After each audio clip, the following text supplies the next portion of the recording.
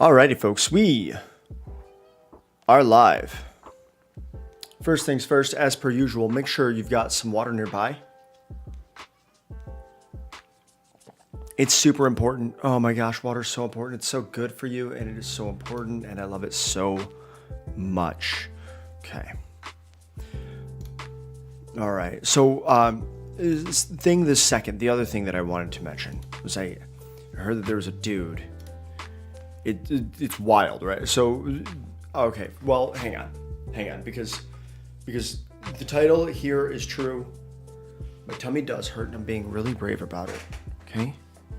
I'm being really brave about it right now, and I just like a little bit of acknowledgement.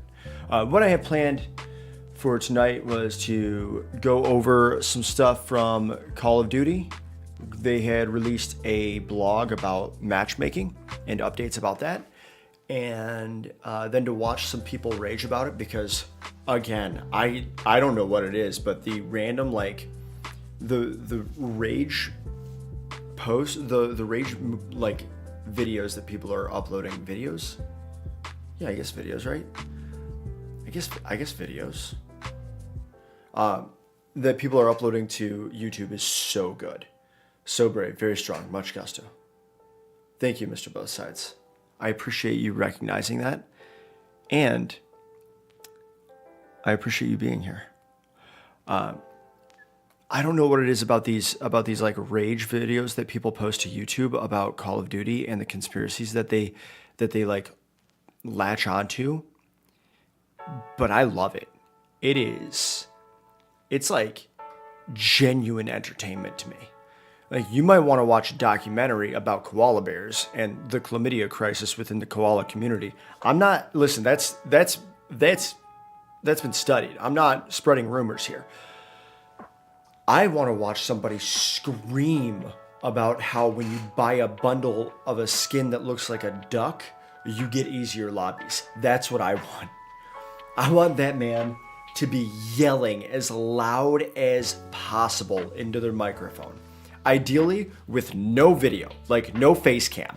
They don't want to be associated. They don't want their image associated with that message, just the message itself. Because that, oh man, that's good. That's where you get people that are just become totally unhinged because they have separated their identity from the persona that they've created online, and they just run with it, and it's awesome. And then, if we have some time left over, I've been doing some racing in Fortnite, and I haven't done some in a few days, so I figure we might check that out if we've got time at the end. Importantly, before that though, I did hear there's a guy who beheaded a federal employee that was his dad, and then posted a video to YouTube where he was ranting about things. And I just want to say that as an also white guy, I denounce white domestic terrorism. It's bad, right? I denounce that wholeheartedly, and I hopefully don't have to wait long for every other white person I know to denounce terrorism. Just, throwing that out there. Now, if you were wondering why I'm doing that, it's because people do the same thing for anyone else who doesn't look like me. But I just wanted to throw that out there. Also, who's calling me? Everyone should know that I am streaming right now. I don't know that number. I'm not answering it.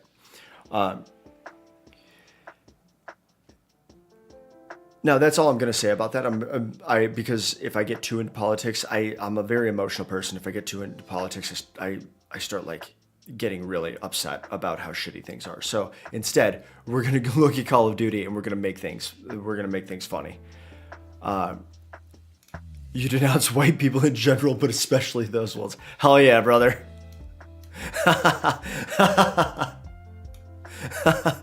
Hell yeah. I love that. That's good energy. All right. So now to segue away from that, and also just all of that, because that was so awful. Call of Duty committed last year to sharing more information about matchmaking. in the community, everyone calls it skill-based matchmaking, right? And they go through here. They talk about it's kind of a long post here, all about matchmaking, which is kind of cool.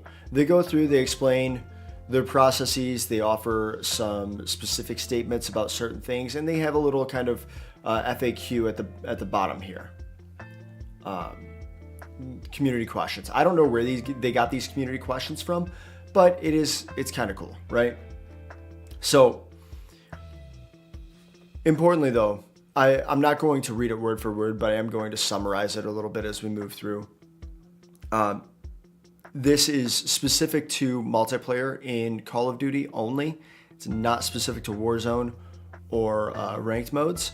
I am excited to see if they will, well, what they say when they talk about Warzone, because they said they will be continuing the conversation about matchmaking at a later date. And then they talk about like what matchmaking is, that it's the way that players play with other players across the internet, things of that nature, and that they've been testing and learning about the process of matchmaking for years, right? Many years. And they specifically talk about areas where they've started to implement some of the things that they talk about here, which is kind of nice. Now, everyone talks about Call of Duty's matchmaking as skill-based matchmaking, or EOMM, which is engagement optimized matchmaking, which is matchmaking that is designed to get people to play longer. So to keep you in game, right? So they mentioned straight off the bat, Call of Duty does consider skill, or more specifically player performance, as a component, as do most in the industry, but skill is not the dominant variable. We consider and prioritize several factors to create lobbies. And then they give us this nice little graphic here, right? So the graphic that we're looking at, when I look at this, I see, all right, we've got 8 different factors. Connection is number 1. Playlist diversity and time to match is like number 2 and 3 maybe, or tied for 2. Recent maps and modes and skill and performance is numbers 4 and 5, or kind of tied for 4th. Input device and platform is lower on the priority list than recent maps and modes and skill. And then voice chat is the least important. That's the way that I would read this. Alternatively, because they all have the same dotted line going through all of them, you could read it as they're all equally important. But that's why Call of Duty also includes this little bit down here, connection. As the community will attest, ping is king. Connection is the most critical and heavily weighted factor in the matchmaking process. So they say right there, that's the important one, right? That's it. It's ping is king. Boom. Let me do this. I forgot to pop out my YouTube chat. So I gotta bing bong that right over here so that everyone can interact no matter where they're at. Gotta keep this healthy community. Oh yeah, when I said we're live on Twitch and YouTube. If you're not subscribed to me over on YouTube, you should do that. It's cool. It costs you nothing, despite the word subscribe making it sound like you are paying something. It costs you nothing. So, ping is king. Connection, most critical, heavily weighted factor in the matchmaking process. And that makes sense, right? Like, if you've got... That makes sense from a number of perspectives, because I think having inconsistent or like bad ping for one player versus others really throws off the entire lobby, right? Time to match. This factor is the second most critical to the matchmaking process. We all want to spend time playing the game rather than waiting for matches to start. And I think that that's probably accurate as well. I mean, I say it's probably accurate. They're giving us this list, right? Like I don't think that they're blowing smoke up our asses with this. They're not sharing any like super sensitive information. I'm sure that this went through a variety of proofreads and maybe even took a trip over to legal to make sure that they weren't saying anything that they couldn't back up if they were sued about it, and to make sure that they were keeping protected information like specifics about some of these things away, right? Like there's probably proprietary information that they can't divulge, or that would be unwise of them to divulge, right? So then the following factors are also critical to the matchmaking process. Playlist diversity, the number of playlists available for players to choose from. That makes sense to me because if your playlist, like, they have to make sure that each player's playlist that ends up in the same lobby, that the playlists mesh, right? So they have to know what options are available for the players to choose from, who's chosen what, and when they're queuing up, right? So like if I have, like, for instance, I never run search and destroy. I just never do. I don't like the game mode. I don't run it. I have like an eyelash or a hair. There it is. Oh, there it is. That was awesome. I think it was a Flynn hair. Let's go. Okay. I never run search and destroy. So if they have search and destroy is, I think, 10v10, or not 10v10, 5v5, sorry. So if they have 10 players where they have chosen search and destroy in their like quick match playlist filter, and 10 players who haven't, they need to know that, because they can match these 10 players together to play search and destroy without having to disrupt these 10 players, rather than pulling one of the players from search and destroy over to this lobby that's not playing search and destroy, and then finding out that they don't have enough players for a search and destroy lobby. It just makes sense, right? Recent maps and modes, considering maps you have recently played on, as well as your mode preferences, editable and quick play settings. So this goes kind of hand in hand with the playlist diversity as it relates to modes. If I'm not playing S&D, I don't want to, like, they're going to keep that in mind. They also may try to expand what I'm exposed to. Like, for instance, I do have free-for-all, and I don't think a lot of people play free-for-all in their quick play settings, because I don't get it a lot. I get a lot of team deathmatch, I get a lot of domination, and I get a lot of hardpoint. Those are the three that I get the most. Considering maps, obviously, if you're in quick play on like the non-specified modes, like the non-specified playlists, like you're not in Rustment 24/7, which is only 2 maps, Rust and Shipment. If you are instead in just a generic lobby, you're going to have a healthy number of maps, and it would be weird for you to play 7 matches in a row on a state. So they're going to want to know what maps you played on in the past to be able to put you in a lobby that will give you a variety of maps in the future. Skill and performance. This is used to give our players, a global community with a wide skill range, the opportunity to have an impact in every match, for sure. The guy who goes 2-30 on Shipment is not going to feel like they have done much to help their team, and is instead only going to feel like a liability. Input device, controller, mouse and keyboard. I think they probably try to keep everyone close to the same, I would guess, right? Like MKB with MKB, and then controller with controller. That's what I'm thinking.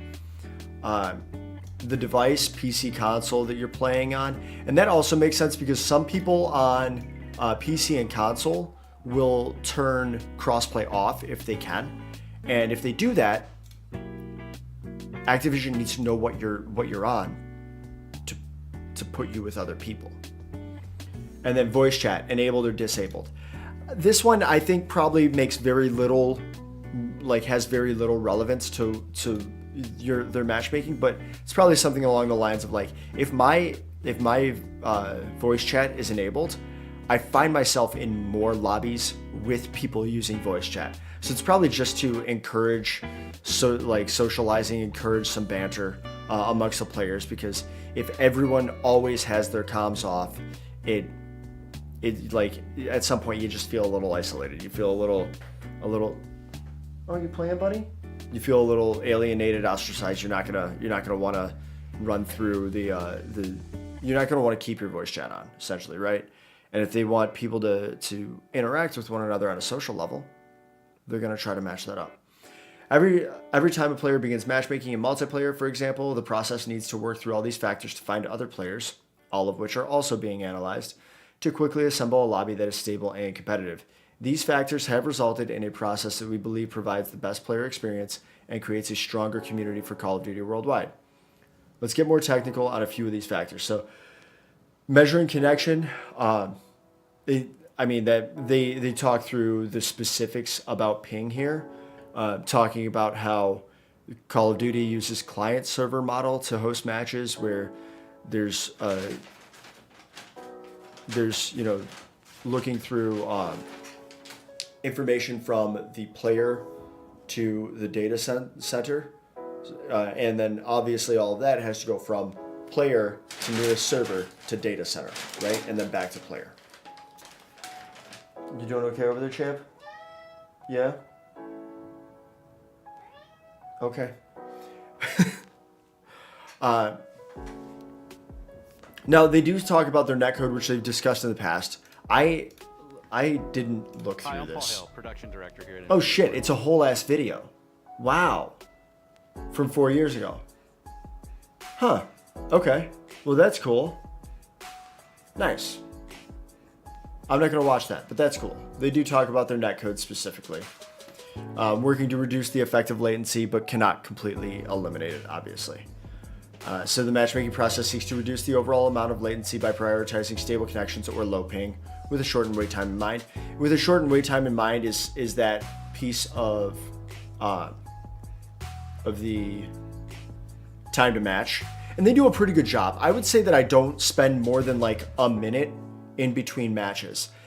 And historically, I feel like that might be a little bit longer than some of the other Call of Duties, but it's really not any different than the last 5 or 6 years. So it's fine. Like, it's pretty consistently been about a minute max for the last 5 or 6 years. And that obviously being limited by, like, if you're not shadow banned. There are people who have limited matchmaking who get shadow banned. They will wait a considerable amount of time and may end up with higher ping as well.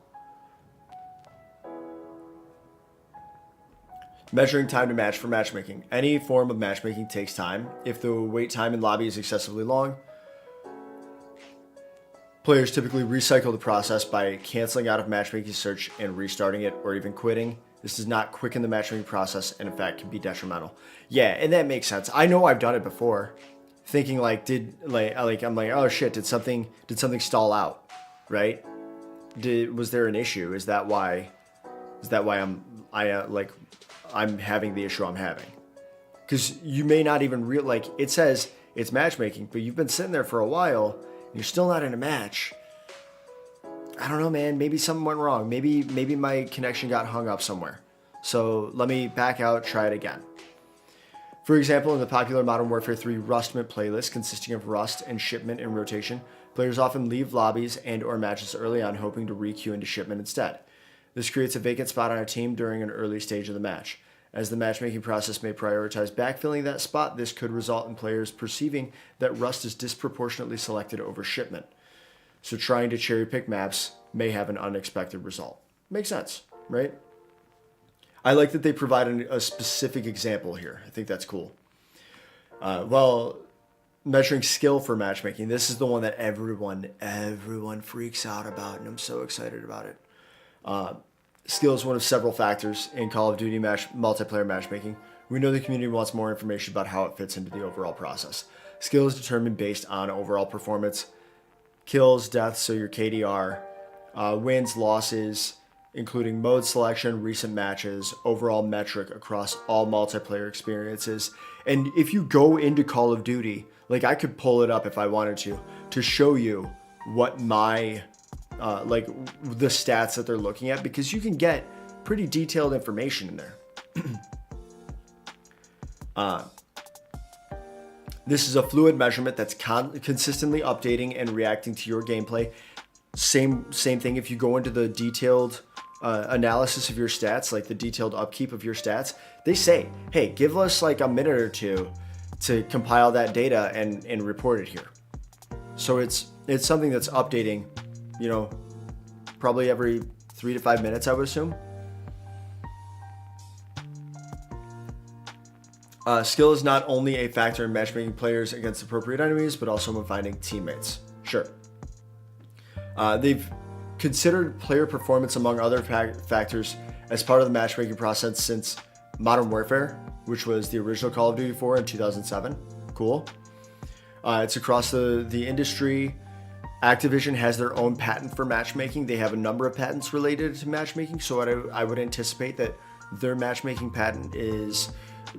while I would consider it proprietary, patents are public, so it's not entirely proprietary, right? We use player performance to ensure that the disparity between the most skilled player in the lobby and the least skilled player in the lobby isn't so vast that players feel their match is a waste of time. Our data on player outcomes clearly indicates that the inclusion of skill in multiplayer matchmaking, as it currently stands, increases the variety of outcomes experienced by players of all skill levels. In other words, all players are more likely to experience wins and losses more proportionally. That makes plenty of sense, right?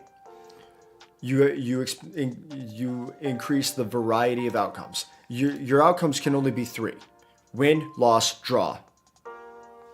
So if you have someone that is in the upper echelon of Call of Duty players in their region, you may shift them to a different data center so that they are in a lobby with other people that are also very good.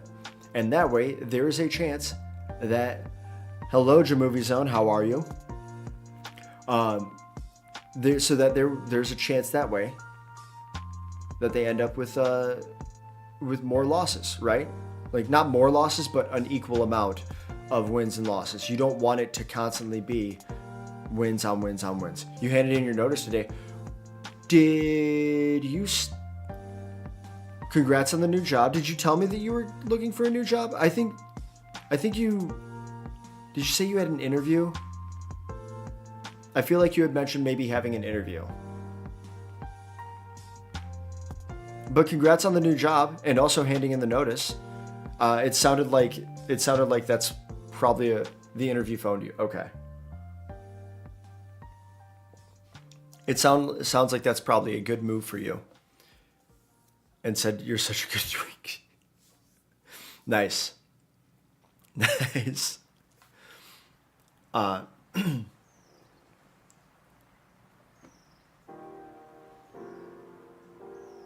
Have you played Suicide Squad yet? I know you were excited for that. And I think that just came out, right? That came out yesterday? You played Tekken 8? Oh, and you streamed it on your alt account? Nice. Okay.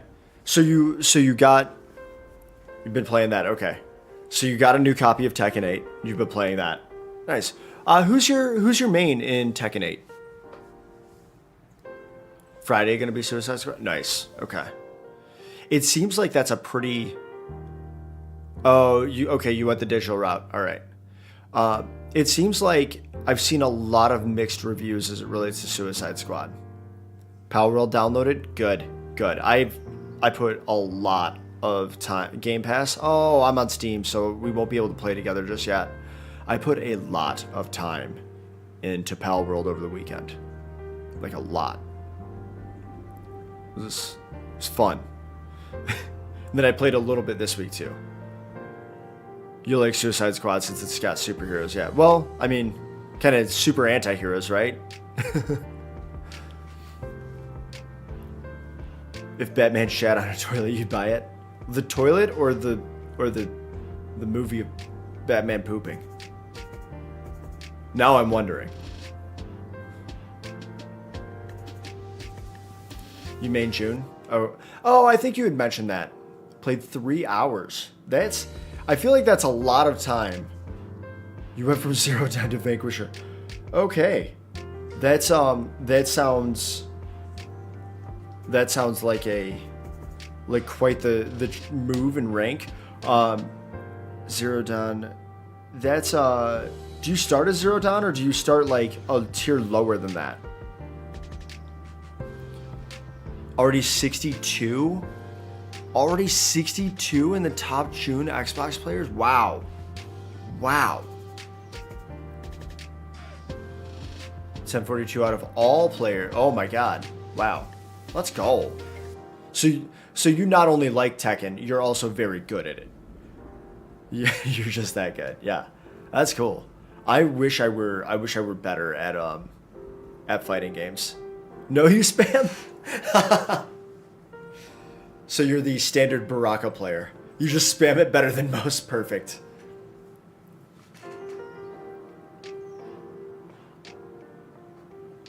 I mean, even if you rely on the same specific types of moves, you're desperate to win. Even if you rely on the same specific types of moves, you know, you're gonna, like, choosing when to execute those moves still takes a lot of skill to be able to recognize those openings. You grab and poke. Hey, that's all right. That sounds like... Nope, never mind. I'm not going to say it. That's going to get me canceled. Someone's going to take that out of context, and I will not be streaming anymore. If you lose your rematch, then go into super desperate mode. Love that. Love that energy.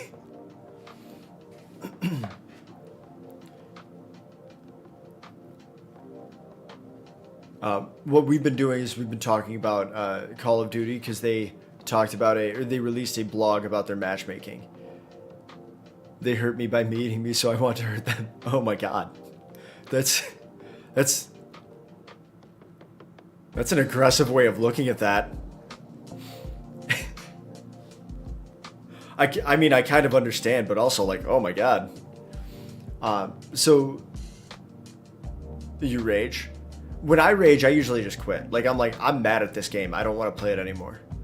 And that's kind of what Call of Duty was saying here too, to justify their use of skill and taking player skill into consideration. So data shows that lower skill players consistently on the losing end, they're like a quit in the progress or stop playing altogether. And then when you win, you dance like a gay fairy. And I'm sure when you win, you're like, no rematch, no, we're one and done, we're good. When June gets hit, you bet you turn people on. What? Wait, what? Wait, what? That has effect on the player pool because it means the player pool is smaller. Wait times may increase and connections may not be as strong, right? So this is kind of a spiral argument, right? If only high skill players remain, the result is an ecosystem that is worse. The sound effects that June makes, right? Or are you like, do they have like open voice comms?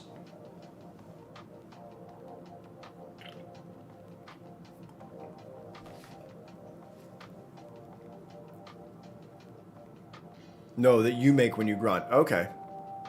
Oh, yes, you're streaming. Oh my god. I was thinking your opponent rather than your viewing audience. But yes, I thank God you put camera. Is it a thank God? Good. Would no camera be worse or better as it relates to people hearing the grunts? Or both, depending. People can imagine anything perfect. Oh my gosh.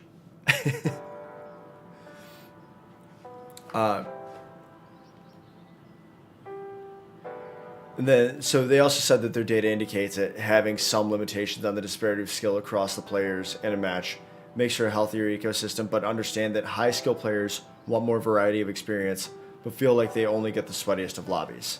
Now, here's the thing. You played it from 4 to 6 a.m.? That's so late or early, depending on when you get up.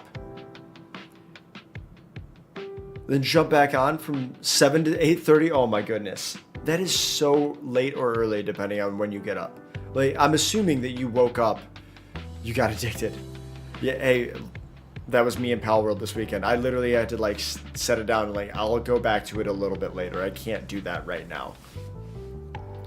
I played it for a long time on Saturday, like most of the day. And then I like got done and I was like, I didn't do enough today. I feel bad about this. So that's when I was like, take a step back. I think I played for another hour on Monday or Tuesday. No, is it Monday? I think it was Monday. You slept 8:30 to 1. Oh God. Oh no. So you went to sleep at 8:30. So you stayed up and then played at 4 a.m. and then went to sleep at 8:30, like a maniac, for 4.5 hours.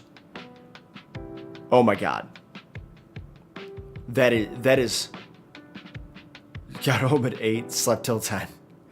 That is madman levels of dedication to the grind. Now you sleep again at 6 or 7. Oh no. Okay, so you're saying you got home at 8 and slept until 10, and now you're up again and won't go to sleep for another few hours, and then get up at 12 for. Oh wow.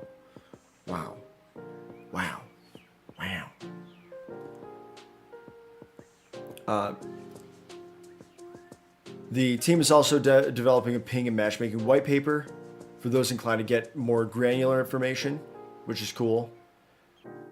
And then they included these nice like FAQs. You have 10 vids. You have 10 vids to do. I mean, it is nice that your vids are like, what, 3 to 4 minutes? Like, they're not super long. They're really easily digestible. I do appreciate that about them. You have to stream 2 to 3 hours every day? Why do you have to? If you want to be famous. Okay. All right. Sure. Yeah. I mean, I guess setting that goal for yourself for sure works. It makes you game more. Hey. So, but you're streaming on it all, right? Not on your. Now, do you stream on Twitch or on YouTube or both? Streaming gives you motivation. Same. I really like streaming.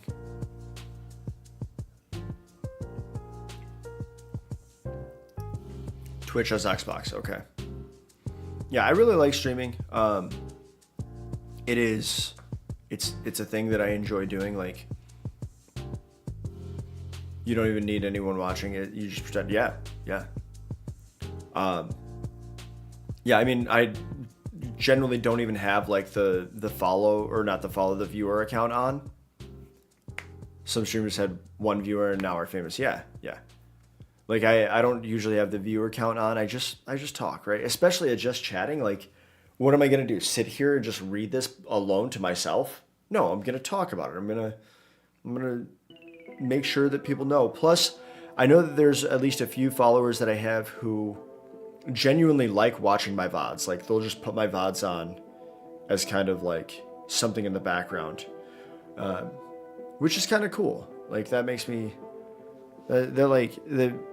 That feels good to know that I'm not just doing something right now, streaming and interacting in the moment, but also having an effect on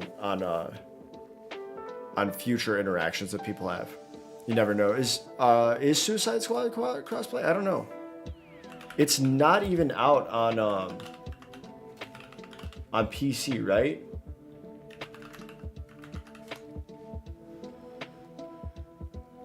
How to use the crossplay?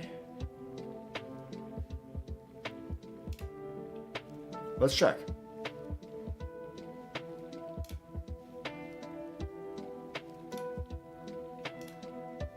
Yeah, reject all, thanks. Okay, cool. Has a heavy multiplayer focus, so naturally people wonder if it's going to be crossplay.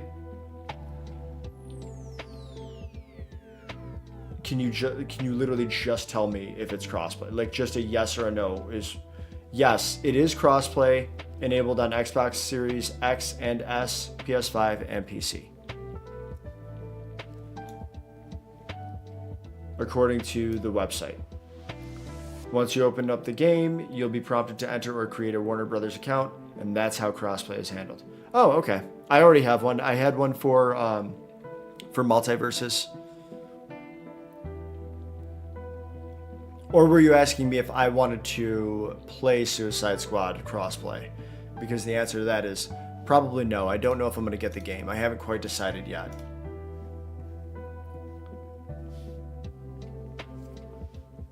I may wait, especially if it doesn't go over as well as Gotham Knights. It will probably be on sale pretty soon, and if that's the case, I will pick it up then. Like Gotham Knights, but Gotham Knights was like didn't have mixed reviews. Like that was harangued right from the start. People were mad about the way that Gotham Knights worked. So to that end, maybe it's worth it for me, like, not to wait. But I have so many other games I'm playing. Waiting isn't going to kill me, right? Like at the time when I got Gotham Knights, I wasn't really playing many other games. Call of Duty was in Warzone 2 and Modern Warfare 2, and it was just bad. So I wasn't playing that. I was playing Fortnite, but mostly just with a couple friends, and when they weren't available, I wasn't. So I didn't have a lot of specific one-player games. Your Twitch is buggy? Oh no.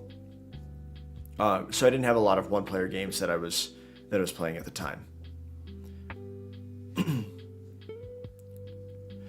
Yes, I want Palworld to be crossplay too. I have a couple friends that have it for the Game Pass, like through Game Pass they have it, and I have it through Steam. So, I'm sure it will. And I think one of the issues is the updates get stuck in Microsoft's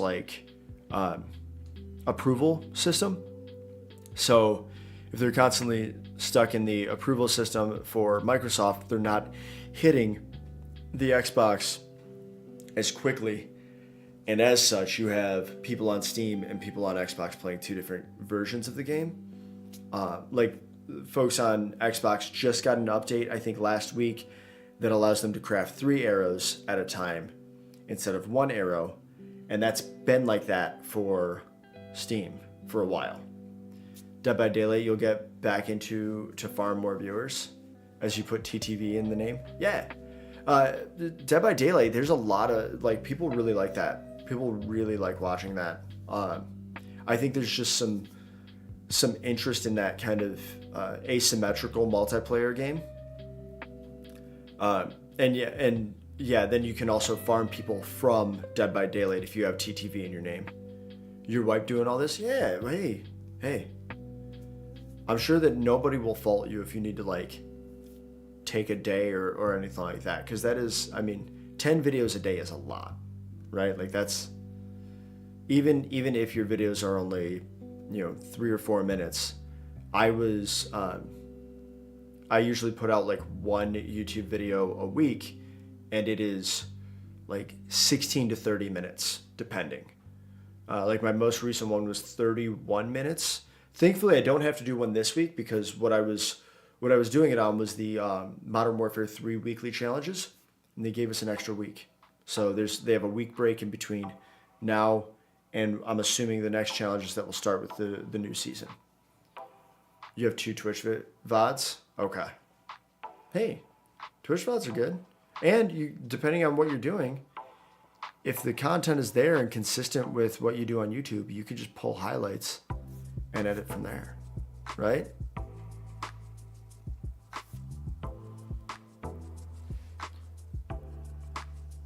Also, it is nice as you get better at making videos because you get more used to that editing. You edit your Twitch VODs and do your YouTube outros, it goes on. Oh, okay. Okay, so yeah, you do it then. Yeah, that's cool. That works perfectly. My outro is the same on everything. My intros are different. You're learning with Twitch. Yeah, I actually don't do a lot of editing with Twitch. I probably should. I could probably stand to edit a little bit more, pull some stuff, pull more clips and highlights. Less so in the just chatting, because most of my stuff is gameplay. But there's some times where I do or say something that's a little bit insightful or a little bit funny. Weekend, you're stopping at your man's? Let's go. So then, might have to pre-record 30 vids on Friday for the weekend. Hell yeah. That's a lot though. Maybe do like, what? 20 vids tomorrow and 20 vids on Friday instead of 30 vids on Friday? Because that's a lot. I mean, 20 is still a lot. You're at work tomorrow? Just like set up a mini studio in a closet. You're off on Friday. Set up a mini studio in a closet. No one will notice. No one will notice a whole like ring light and cloud light. I'm sure. You could totally get away with that. It was so awkward handing your notice in. Well, hey, that's a great point. You've already handed in your notice, right? They're going to expect you to do some weird shit. Yo, what up, Yosh? Are you excited for 2 days from today?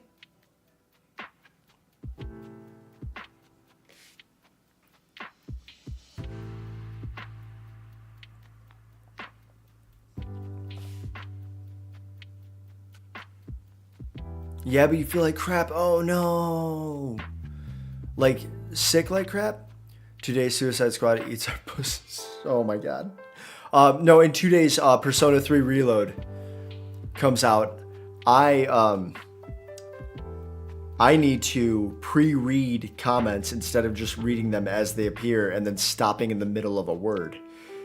Is what I need to do. It's what I'm learning. Ew, that stupid game. Persona always looked like anime. I love that we just have a gaming a gaming war going on in chat. Yosh, are you not a fan of superhero games? Are you not a fan of live service games? What has you turned off from? Oh, you feel like crap because you broke up with a girlfriend. That makes sense. I thought it was an illness thing because, as you can see from my title here, my tummy hurts, but I'm being really brave about it. And I need to remind everybody that I'm being really brave about it. Think about the better women you can explore. I mean, yes, but it's okay to take time to like grieve the end of a relationship if that's what you need to. Breaking up can be a good thing. Absolutely. Absolutely. There's no argument there.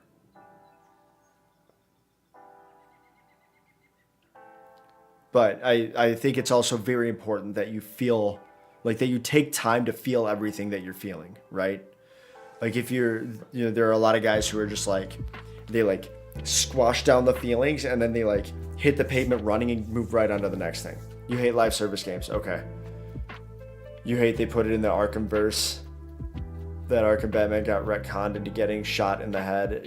Wait. What? Gameplay loop. I hate the boss fights. You hate the writing. Did you spoil something for me? I'm not sure. Unless that was from Gotham Knights, in which case I didn't finish that game either, so that's okay. You're getting your man a Build-A-Bear of you so he can cut it. That's cute. But yeah, I mean, it's fair to hate live service games. That was from Gotham Knights, which isn't canon. The game is called Kill the Justice League. It's not really a spoiler. Yeah, but from what I understand from the Twitch streams that I have seen of it, like some of the members of the Justice League are like possessed or something like that. I didn't quite. I was only kind of like half paying attention. I got a bunch of zombie camos on my guns yesterday in Modern Warfare 3 Zombies.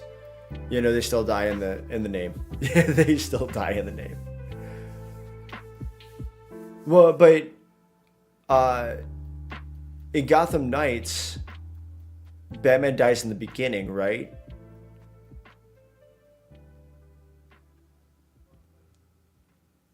Because I did play Gotham Knights. Well, I played through some of Gotham Knights. I did not play all of Gotham Knights. If you spoil something for me from Gotham Knights, I'm really not going to be too mad about it because, like, it's been out for almost a year. I had a chance to play it. I never finished it. That's on me. That's a skill issue over here, right? Yeah, and again later on. Okay. I do think it's fine to, like, not want to deal with live service games in every single iteration of a game.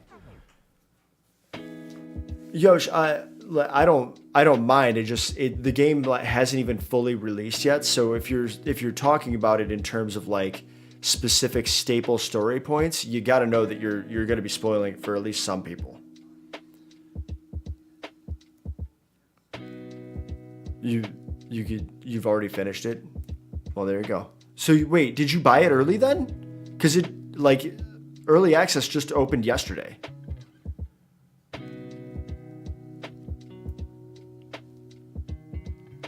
So did you buy it? Beat it, hated it, and now have come here to tell me about how much you hate it? Because if that's the case, I kind of love that energy. That's pretty stellar energy. Didn't even buy it. You have no life. It isn't that long. I did hear that it wasn't that long. Someone put out a review of it, and they were like, "Yeah, I played through the end credits," and I was like, "How did you get this YouTube vid out already?" Yeah, but from what I understand, there is like end game content, but that could also be where like the live service and season options come in, and that's going to not be great. The game is so horrible. You started the game and already finished it. I mean, so a game being short doesn't necessarily equate to a game being horrible. Although I do appreciate the critiques that you did offer as it relates to like the writing in general, the writing in general, the live service aspect, the way that they've kind of like ruined the Arkhamverse for you. Hating the gameplay loop is totally fair. On the plus side, turns out it's not very long, so you don't have to worry too much about the gameplay loop. Open the game and it said, well, Yosh, that was a bug. They took the servers down like 30 minutes after early access went live because that happened.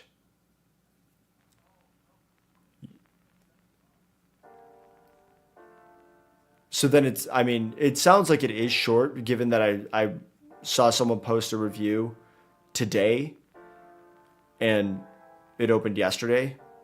Well, so here's the thing, Yosh. Yes and no, right? Like, I think that's a pretty easy bug to have work in there, right? They probably had people playtest, but all of those people had access to the entirety of the game. So no one could check that if you didn't have access to the entirety of the game, that you still had access to the entirety of the game, right?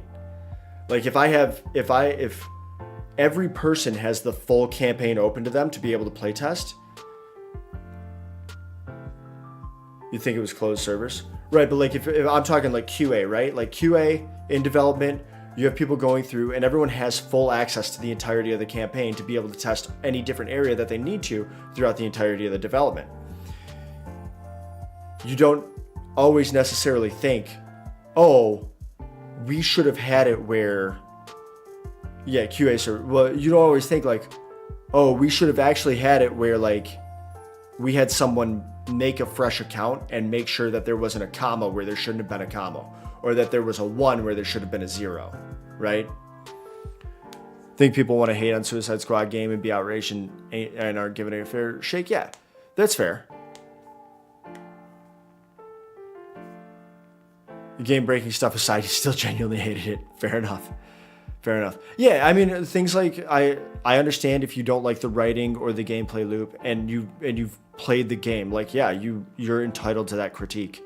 Like I said, it seems like it's gotten a lot of mixed reviews. People who don't seem to mind the live service aspect do seem to enjoy the game more. So I think the live service aspect itself is really pushing a lot of folks away. Just wasn't up to par with what Rocksteady's made before.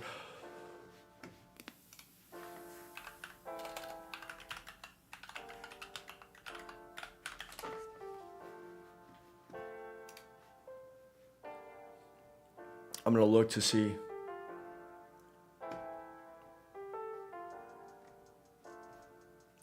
So they just did all of the Arkham stuff. Not Arkham Origins, obviously. That was a huge thing by itself. Okay. And then I never heard of Urban Chaos, but I mean all of Arkham, like, oh my god. I knew that they did that. I just, for some reason, I thought that they did something else aside from the true Arkham trilogy. I know there's a ton of stuff about Arkham Origins and how that wasn't part of Arkhamverse. It wasn't Rocksteady. What Metacritic score does it have? Let's find out. Oh, hang on. We gotta get in here. We gotta bing this properly, folks.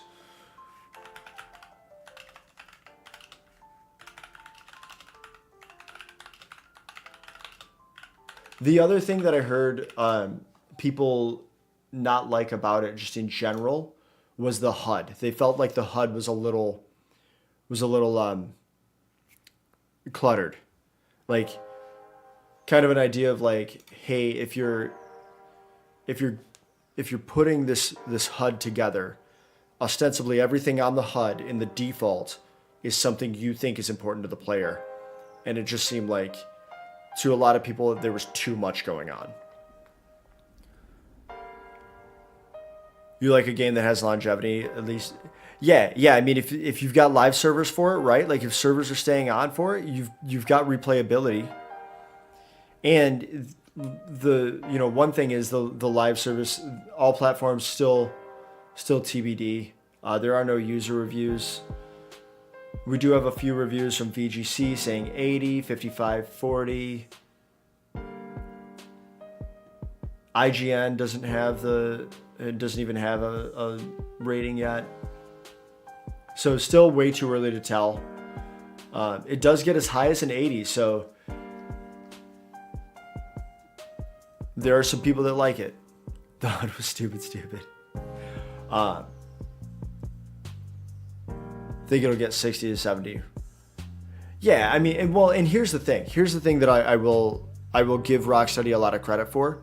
When they put out that open beta or the closed beta, whatever it was, several months ago, and then they pulled it and they delayed the release so that they could continue development on it because they were like, oh, this isn't what people want. I think that's good, no matter what. I think you got to support a studio that does that. All the bosses are so damn underwhelming. Okay.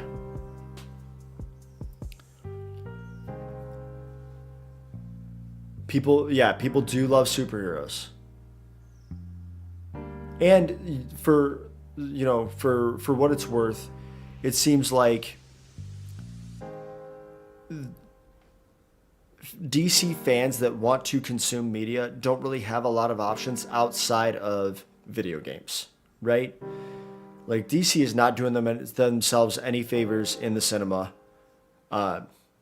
I still don't really understand how they're working all of this like new DC universe under James Gunn, like as the director of it. I don't know what that looks like. I don't know who they're keeping with the DC cinematic universe, who they're not keeping. Like it's very, very confusing. It feels like Destiny, but Batman and Superman are in it. Yosh. Now you're selling me on it. With one exception. I hate the menus. I was on a podcast. This week where I talked about like video games copying one another and copyright, trademark, that sort of thing. Because I do have a legal background. And one of the things that we talked about was features in games that have become like staples in various types of games and what we like and don't like. And I hate the menus where you have to use an analog stick as a mouse. Like Destiny or Hogwarts Legacy. Like, why am I using this to move a mouse cursor through like 75% open space before I get over to the inventory piece that I need, right? I hate that. Don't make me do that. it's such a simple thing just to be like, even if you just map it to a D-pad, where it's like bink, bink, bink, bink, I'm fine. Don't let me use this. That's fine. But if I could just be like, like easy. Give me that. Reignite the Gotham Knights had no post-launch content. That's why it died. That makes a lot of sense. They might have solved. Yeah, but I think they've already got something lined up for Endgame for Suicide Squad currently. What's up, dude? What's up? Do you want to come say hi? No? Do you come back here to yell at me, but then you don't actually want to say hi to everybody because the light's too bright? I get it. Yeah, it's okay. This is Flynn. They've got like 12 seasons planned.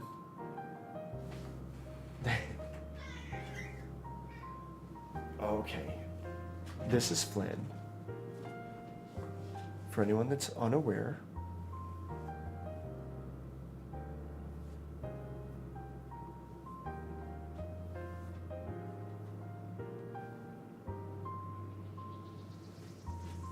IGN whined about not receiving codes.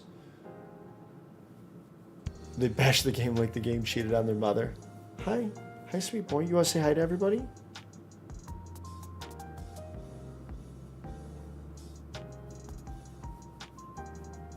What do you think? Do you have any opinions about Suicide Squad Kill the Justice League?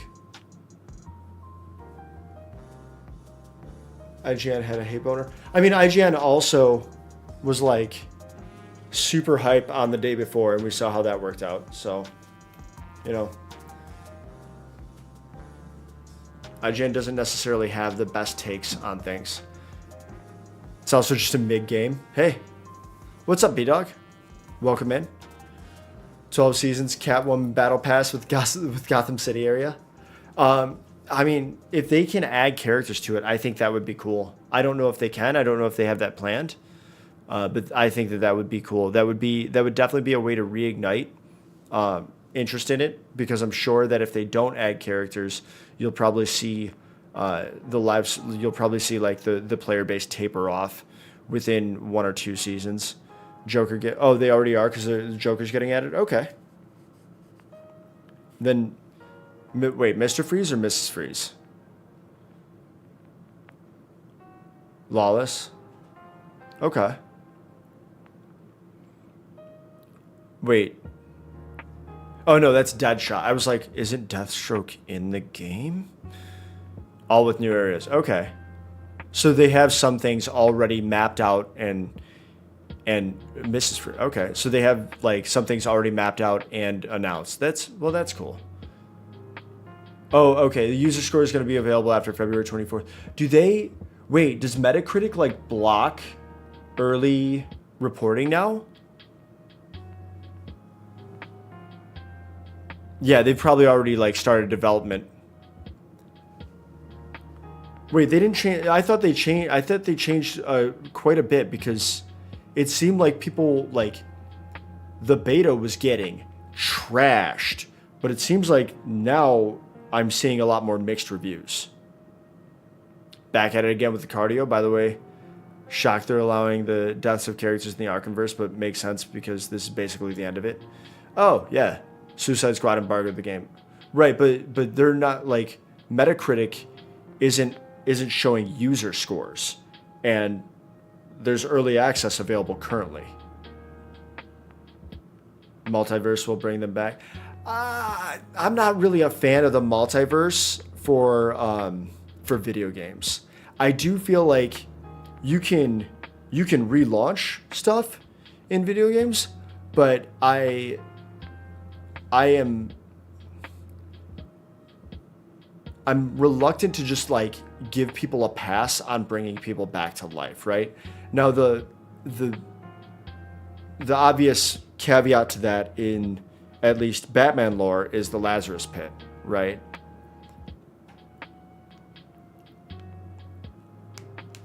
So I'm not thrilled about the idea of just like straight up killing people and then bringing them back in like the next iteration of games. Poison Ivy flower went kaboom, but she is back. Rocksteady's just shoving the Elseworlds into this for the funnies. Yeah, I mean, well, I guess you could maybe see this be a scenario where like Flash opens up a flashpoint, right? Like if I don't know anything about the game, but just kind of hypothesizing, you could have something where like towards the end of the game, Flash resets the universe. And I think that would be appropriate. That would be like canonically connected. In Batman's Destiny, you can hear a shell rattle, but she shoots him with a revolver. B-Dog, I appreciate you paying attention to the important things. That's a revolver. The shell wouldn't have fallen out. Literally unplayable. Rocksteady, don't worry, I'll simp for you and the game. Hell yeah. Listen, hey, Jim Movie Zone, I said that I'm pretty sure that the reviews that I'd seen were pretty mixed, so this just kind of fits, right? Little details like that make the game. Little details like that don't make the game, right? Like, I'm not blaming Amelia Clark's Starbucks cup on set of the Game of Thrones in the last season for the way the last season of Game of Thrones turned out, right? Like, that wasn't the thing that ruined Game of Thrones for me. That wasn't his last performance. Horrible game. Horrible game. Can't even get the bullets right. Oh, he's voicing Batman again in a future animated movie? Nice. It's emblematic of a lack. Nah, man, I wouldn't go that far. Where's Rocksteady? Where's Rocksteady located?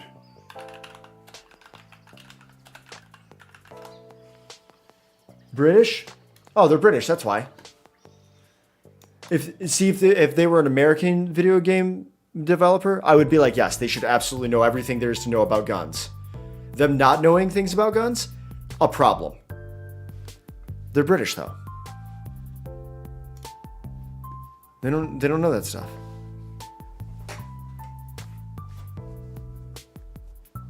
People don't care enough. Is it people don't care? I don't know if it's people don't care enough so much as people don't have the time. Like the amount of crunch that so many video game developers are still under in order to be pushed to meet deadlines, because everything has to be the least amount of cost for the most amount of profit. Like that's a capitalist issue, right? Like that's a capitalist skill issue. Persona 3 Reload 2 days. Yeah, we're still on that. I might have to give it a try, but I'm going to feel weird about the way that I summon personas. People want Rocksteady children to be burned alive over it. So here's the thing. Wait, what was it? Rocksteady Pocket Pair with Pal World. Like, people got to just calm down. People need to calm down.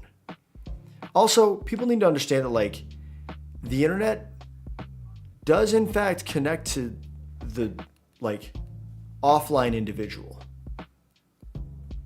Persona 3 will fall under the radar, even with the hate boners going wild for Suicide Squad. It will overshadow Persona. Well, I mean, Persona 3 it's a reload, right? So it's a full remaster. I think you'll probably see your diehard Persona fans will absolutely pick it up. Shout out to Yosh. You may see people that are unfamiliar with Persona who want to go ahead and give it a try, such as potentially myself. Should be grateful Xbox Game Pass will help people like you give it a chance. Nice. Shaft, your B-Dog, your inner Soviet is swelling with pride. Man, not mine. Not mine. If anyone bothered paying attention to what Marx had to say, they would have realized that the Industrial Revolution was not the end of industrialization, right? Like, you did not get to a level of automation that could support what Marx was talking about. Why in the world were you trying to force it? Also, if you're going to try to force it, you need an incredibly dynamic government, and you just weren't willing to do that. Instead, you wanted to have all of your fancy friends sit with you and eat like kings in your ivory towers, and the rest of the world could go to hell for as much as you cared, right? Like, that's not a fan of the Soviet. At least, yeah, not a fan of like communist Soviet. Really not a fan of current Soviet either, but different reasons. Same, but different. Kind of like how same is that every hour we do take an ad break to keep the pre-rolls off, but it's different in that you might get different ads this time, or you might get no ads at all. That's one thing that happens.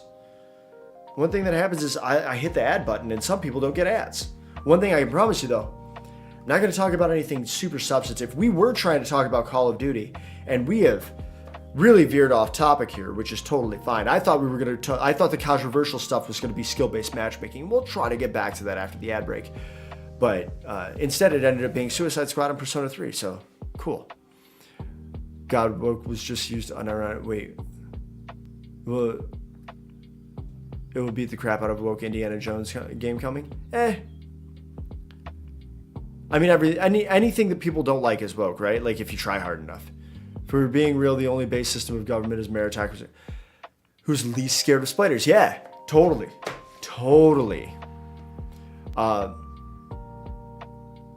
Last of Us Part 2 went rip again. Remastered version fell. Yeah, but the remastered version probably wasn't even a good remastered version. Wait. They did have some new stuff in there, right? Maybe I should take a look at that. Anyway, maybe I'll look that up during this ad break. Then I'm going to start now. Go grab some water, use the bathroom, whatever you need to do. I'm going to grab some water for sure, and then I might look up Last of Us Part 2. And I will see you all in 180 regular timed, but it's going to feel shorter seconds. So your thoughts, maybe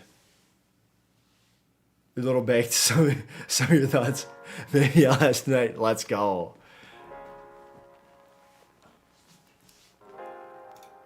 Let's see.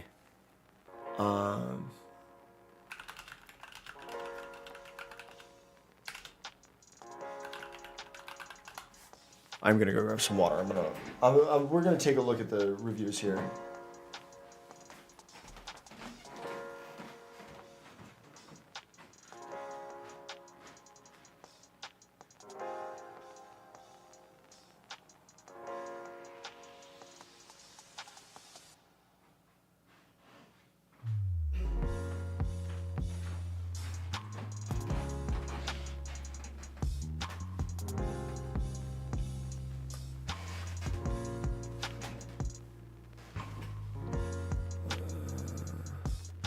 You were gifted ads this time? Sorry. Second one sucks so hard. I can't believe it already. I'm surprised that it got a remaster because I streamed it last year. Yeah, almost a year ago. I didn't realize that it was like 3 years old though when I streamed it. I thought it was still kind of new. I did stream it after I streamed The Last of Us Part 1, and then I think while the show was going. While it was currently airing on HBO. The Thirsty Money and added nothing new. Yeah. But I did hear they did add new stuff.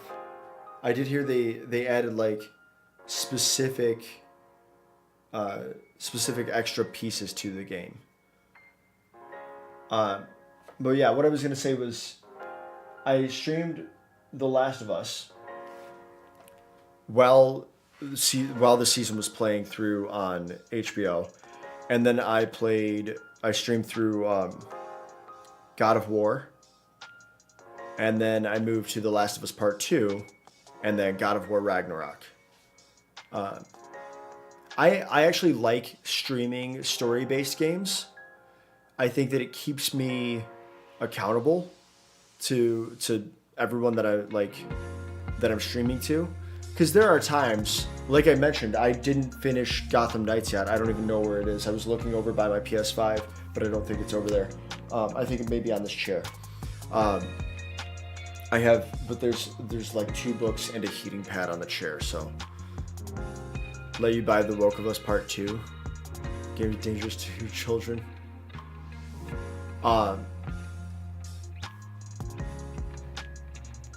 So I don't, do you know the Last of Us franchise consisting of The Last of Us PS3, The Last of Us PS4, The Last of Us PS5, The Last of Us TV show, The Last of Us Part 2 PS4, The Last of Us Part 2 PS5. I mean, do we like? Hey, I can talk woke, if we want to talk woke, right? Like I could do that.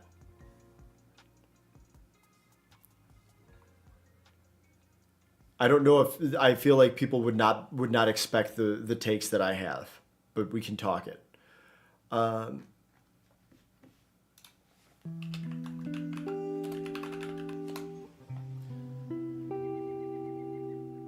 A female character doesn't become good by making men look bad. I mean, here's the thing. The main, like, Joel's a bad dude, right? Like, Joel is a bad man. He justified everything that he did by saying that he needed to do it to survive. But when it came down to it, he had no problem shooting somebody to save Ellie over potentially saving humanity, right? So he demoralized himself. He was already a bad guy.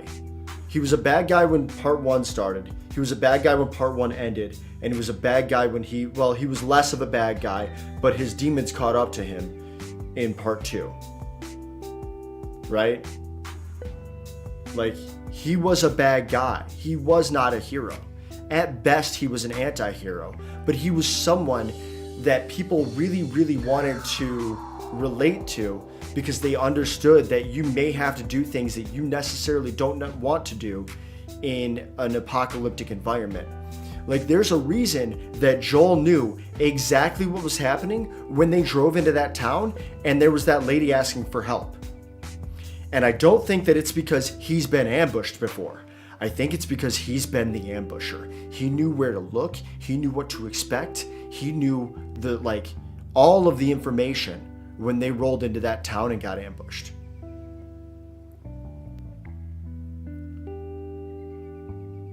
Abby's a monster. I actually really liked Abby. Okay, wait. Latest critic reviews. User reviews 2. Okay. 5. 9. So 2 is bad, right? Generally favorable on both for Last of Us Part 2 Remastered.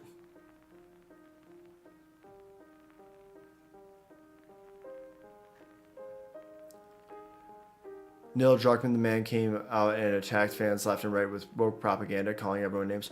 Right. Well, I mean, but that's so. It is fair to question when the game gets review bombed before it even releases, based on trailers that people see. I think it's fair to question the motives of those individuals who are leaving those reviews. What Naughty Dog employee is rigging this? What the hell? Yo, Naughty Dog is doing what Naughty Dog is doing with The Last of Us Part 2 what Bethesda could never do with Starfield. But you think he buried his own game? I don't know. I mean, sometimes you need to call people out, right? Also, as it pertains to woke, if we want to get into it, there's nothing wrong with increasing visibility of people that have traditionally not been visible. There is something wrong with generating a culture war from a political standpoint as a lawmaker, to say something like to try to garner not even support for yourself but disdain for your opponent. I think that it is a lazy way of trying to actually curry favor with your constituents, specifically because I don't think it actually curries favor with your constituents so much as it generates disdain for your opponent, which to me means that you are a shitty politician. If you can't tell me why I should vote for you, only why I shouldn't vote for the other person, you're not good at your job, you don't belong in government. It's just like, that's it. And so any politician who uses any sort of consideration of woke anything as a justification for why you should vote against their opponent and for them does not know what they're doing, does not belong in public life. They are not a public servant, right? Trump you'd vote for above Biden? Okay. I would hope that you have reasons other than woke. One looks like he's almost dead, except he took a trip to a bronzer store before, right? Like, neither of them are doing well. Do I gotta change my title to all politics all the time right now?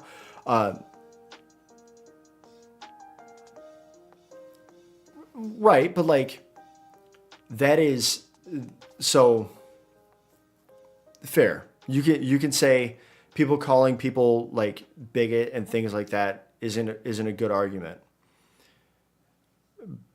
But at the same time, if you don't have a policy position to put forth, if all you have is disdain for people that aren't like you, I can't attack you for your policy, right?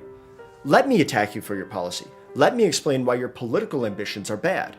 But when all you do is say, no, because bathrooms, what am I going to do with that, right?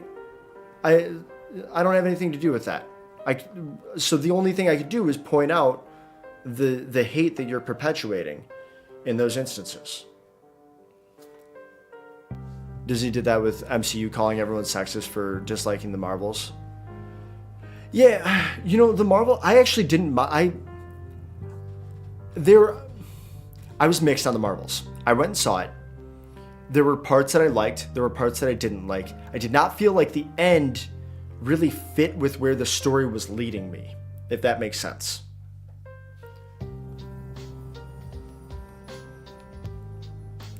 You can be friends with everyone as long as they cannot be PC onto you.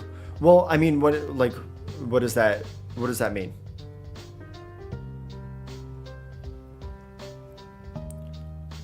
I would hope that people don't live life walking on eggshells, right?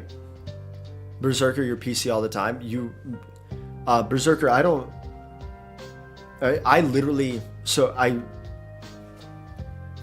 spoiler about who I am as an individual. I was in a group chat and I was reading some of the jokes that folks were making, and I literally texted a couple of my closest friends and I was like, guys, am I too woke? Because I didn't say anything in the group chat, but like I wasn't laughing at any of the jokes that people were sharing. And I was just like, is this a me issue? Like, it could be, right? The jokes could just not be funny. Comedy's subjective. Maybe it's just not for me, right? People love the latest Dave Chappelle special. I didn't think it was that good. I think it had like 2 parts that were funny. And that's it. Correcting you all the time or trying to argue over everything. Like, if you offend someone, I mean, that's really all it is, right? Right? Like, if you offend someone, you'll apologize. Yeah. If you offend someone, it's probably their problem, not yours.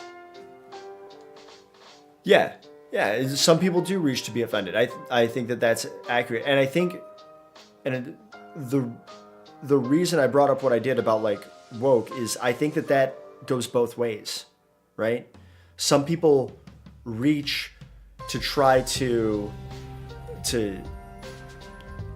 push a certain narrative that is less inclusive, right?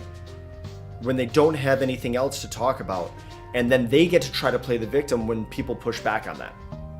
If you want to offend someone, they will know you're intentionally offending them. Listen, I don't know if any of you knew this, but Berserker is so offensive that he can sometimes offend people that he doesn't even know he's offending, even when no one else knows that he's offending them. It's actually incredible. He's a great example. Kevin's timed out. We're timing this guy out. Get him out of chat.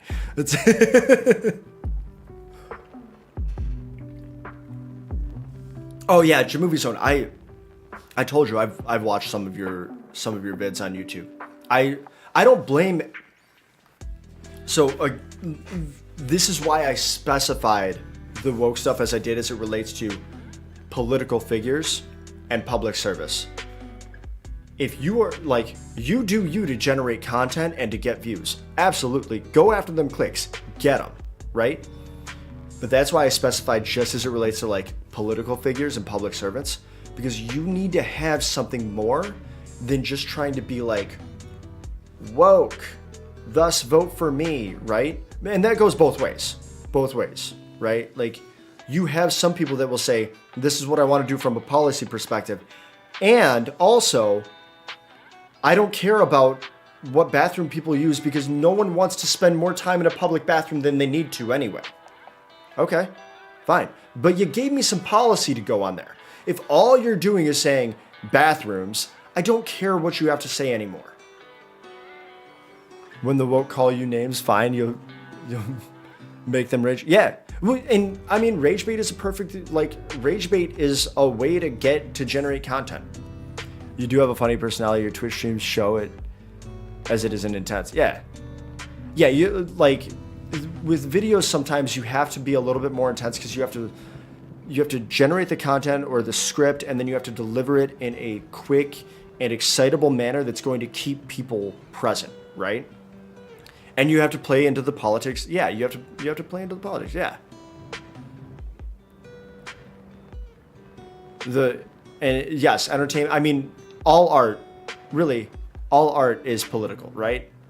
And if the current pop culture as it relates to cinema, like cinematic art, pushes on specific political issues, then yeah, you've got to talk about it. I get it.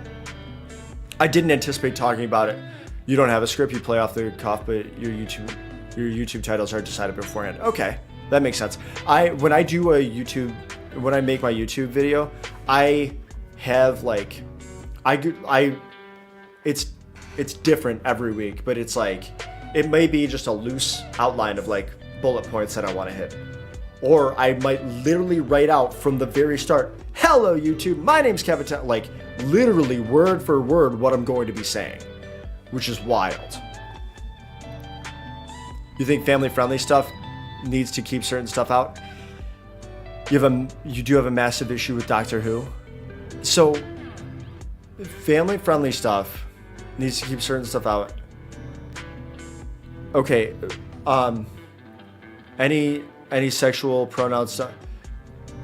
I gotta say, pronouns are fine, right? Like pronouns are pronouns. We is a pronoun. We use them every day. Them is a pronoun. We use pronouns every day. If someone's just saying like, hey, if you want to make sure that you're respecting the person that I am properly, here's what you can call me. And honestly, pronouns is a super first world problem, right?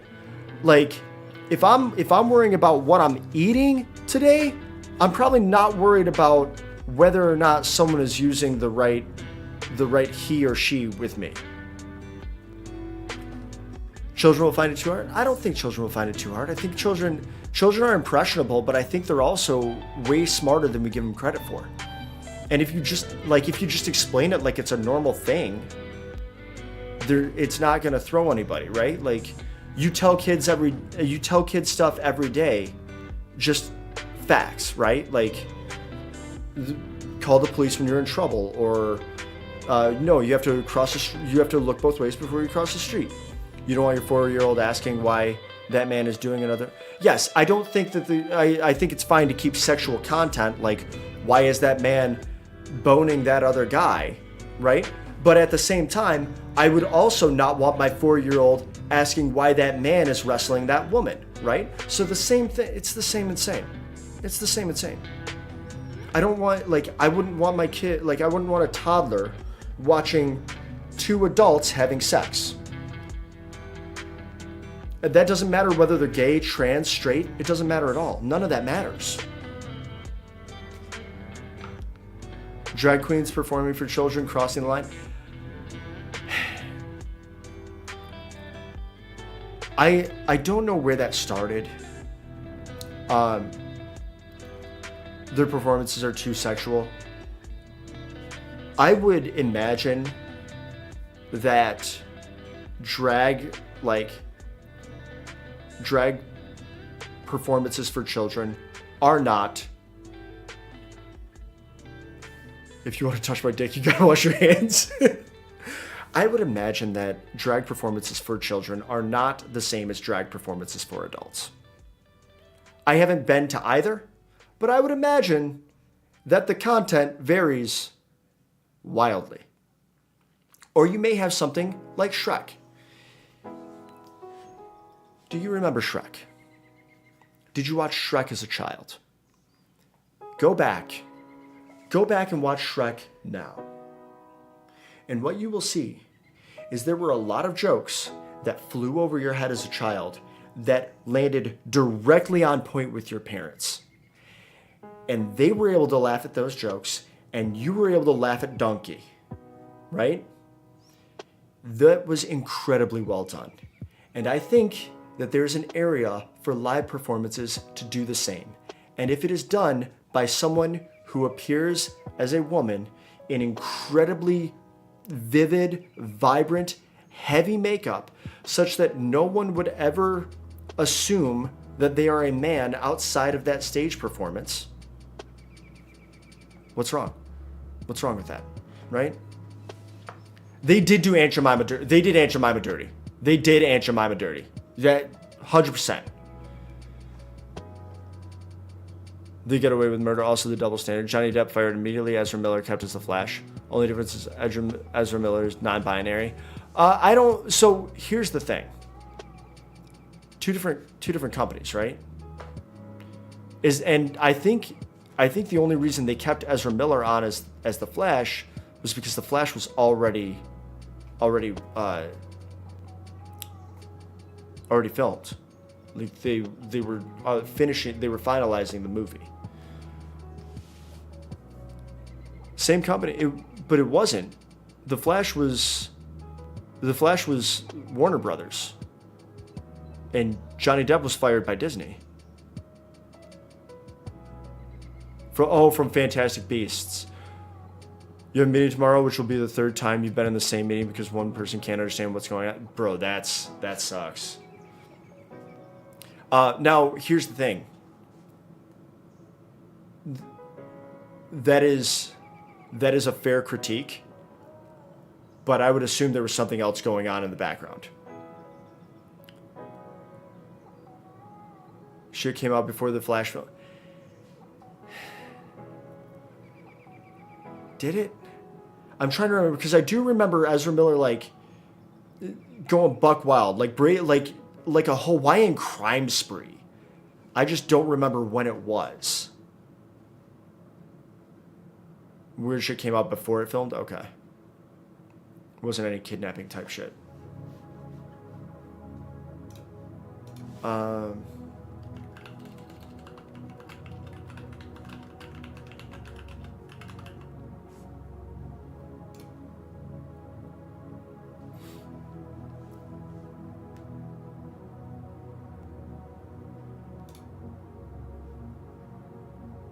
That's where shit was going out for a while. I mean, but everybody sends death threats, right? I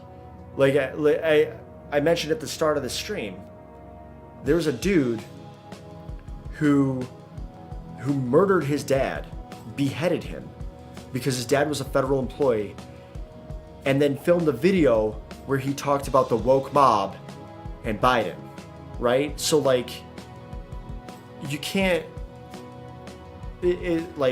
If you want me to disregard one of those things because it is an anomaly, then I'm gonna disregard the other thing. I've never even heard of Pedro Pascal tweeting some messed up shit.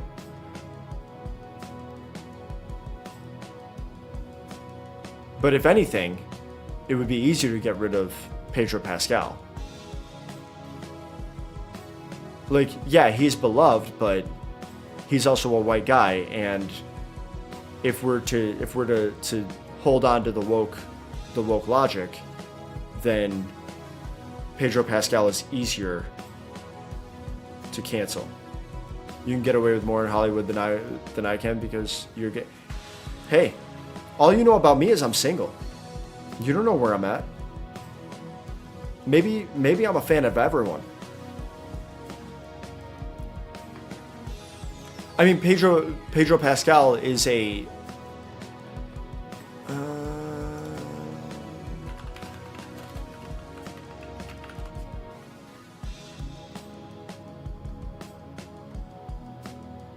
he's Chilean.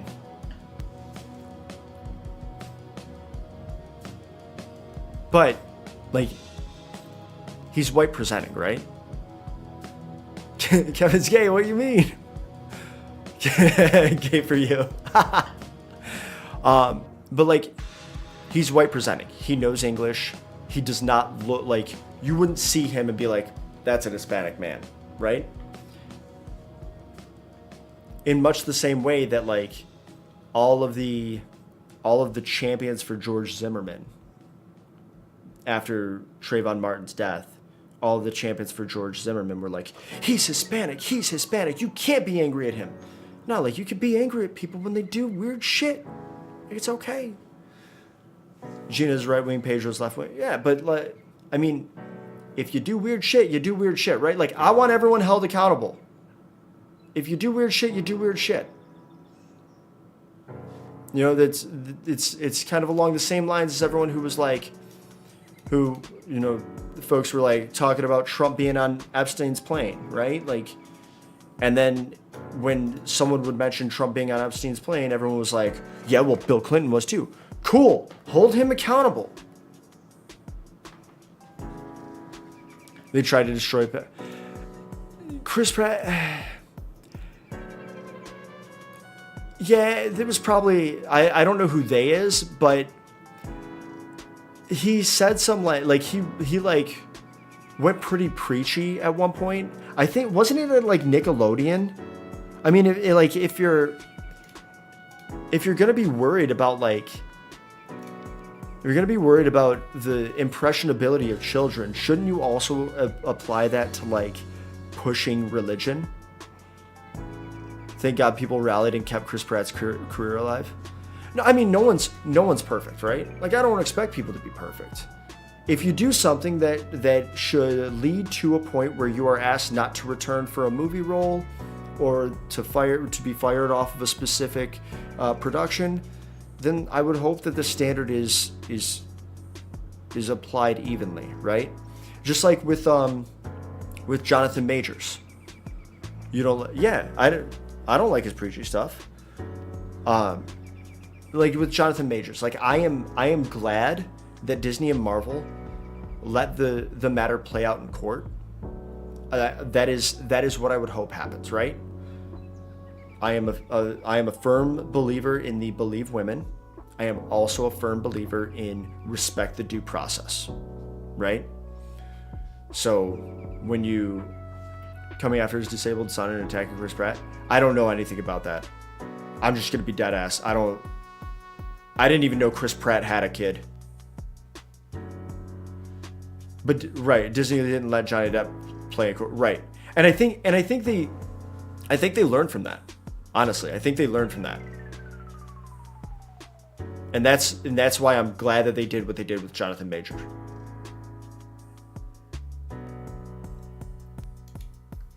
But you saw, like, as soon as that verdict came out, they had that press release ready. I got a CNN notification about the verdict, and then I got like 3 more news notifications from different outlets that were like, Jonathan Majors out at Disney, Marvel moving on with a different story, Kang out, and I was like, what the fuck? Like, damn. Jonathan Majors, they were scared to fire because of being called a bigot. I mean, that could have been it, but I am willing to give them the benefit of the doubt, which is a weird thing to say for, like, you have to understand that is a weird thing for me to say speaking about a corporation. Major's a dumb fuck. Yeah. Think they were ready to fire him ages ago? Get the bag and you drop it. Bro, he did great. He did great in the role in Loki season 1 and 2. He did great in the role in Ant-Man and the Wasp. Quantumania. People are still saying he's innocent and that everyone's just after him. No, he's evil. I mean, here's the thing. We don't have to say he's evil, right? We can say he made terrible decisions. We can say he needs help. We could say he is a terrible partner. I think that those are fine things to say based on the verdict and the information we know. But you can't, those things are so properly vilified in society that there's no way that any corporation, especially one that ties itself so much to catering to families like Disney does, that you're going to be able to work with them.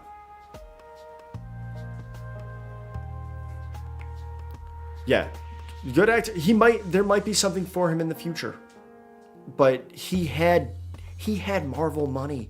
My dude had that Disney bag and screwed up. Disney keeps hiring creeps. I mean, again, people be creeps. Disney Namor has also been a naughty boy. I don't know. I don't know that I've ever seen that guy. I don't know if I've ever seen that actor in anything before or since. So I know nothing about it. I couldn't even name him. Here's the thing you're learning. 90% of famous people fucked up. 10% are famous and deserve it. I will. I'm not gonna Google it today because I do at some point want to laugh about the people that are screaming about Activision and Call of Duty. Because again, I gotta tell you, it's like a favorite. Black Panther 2. You think he was supposed to be in the MCU future?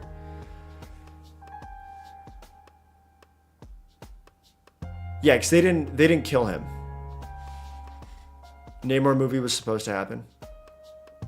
You think Suicide Berserker? You missed so I started just to try to follow the winding, blazing trail that we have snaked through this evening. I started talking about Call of Duty and matchmaking, and then we somehow moved into Suicide Squad and Persona 3 Reload. And while we were doing that, we talked about Suicide Squad, and then we moved from that into Woke, which got us into a ton of political info. And I don't I mentioned this earlier, I don't like to talk about politics too much.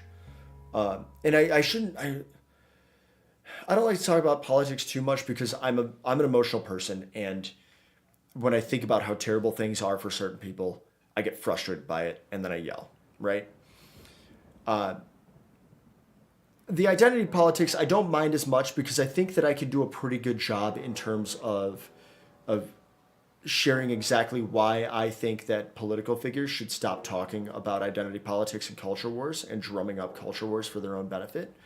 But you kind of toe that line, right? As you're walking down it. So we spent 20 or so minutes, maybe more, talking about Suicide Squad. And Berserker, apparently, I didn't know this, they already have 12 seasons planned out for Suicide Squad in terms of endgame content. For anyone, any players, for the player base. What? Hot people have emotions? That's something new. Yeah.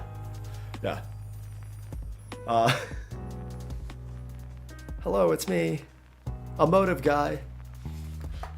You just don't think it's going to be good. Yeah, Berserker, Yosh was in here earlier. Yosh got early access, played through it. Apparently the story is very short. Yosh did not like it. doesn't like live service games in general. Was bummed that they brought that to the Arkhamverse. Retconned Batman's death. Like, there's all sorts of. Yosh had some good critiques as it relates to the game. It does seem like the mixed reviews that I've seen kind of vary from I don't like it, and almost every review I've seen that where someone doesn't like it is at least in part because it's a live service game. Every good review I've seen has not mentioned the live service aspect at all, except that there is end game content. You know, it's going to be flavor of the month. You think? As public figures should keep political opinions to themselves and promote the movie they were hired for. As you think you want to sell your product to everyone. But yeah, politics divides. I mean, politics divides audiences, but also, like, there's a reason that people like Ben Shapiro drive like a lot of controversy, right? Because it drives clicks, and he can whether when he says something incredibly inflammatory about Barbie, for instance, whether the Barbie movie does well or not, he just gets to reap the benefits of all of the clicks, you know? Mortal Kombat did tank fast. Rebirth is... Wait, I don't know if I know... What's Rebirth? And then Skull and Bones will crush it. Bro, we're hyped for Skull and Bones is... next week is the open beta, right? You like Ben Shapiro, don't agree on some takes. Barbie is a bit woke, but you love that. Oh, man, I loved Barbie. I thought it was fantastic. Oh, Final Fantasy VII Rebirth. Got it. Okay. Ryan Gosling is hot. And he's just Ken. Actually, I have a shirt. A friend of mine got me a Christmas gift that says, I am Kenuff.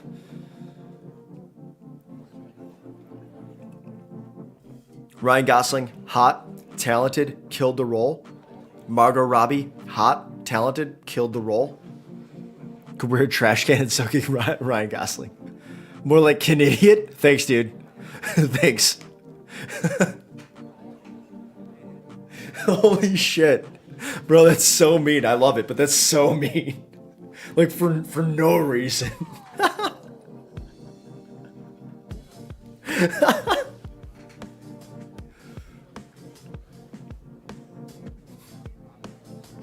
He can be dumb. Don't have to be a smart guy. Don't have to be smart for a hot guy to F you. Oh my God.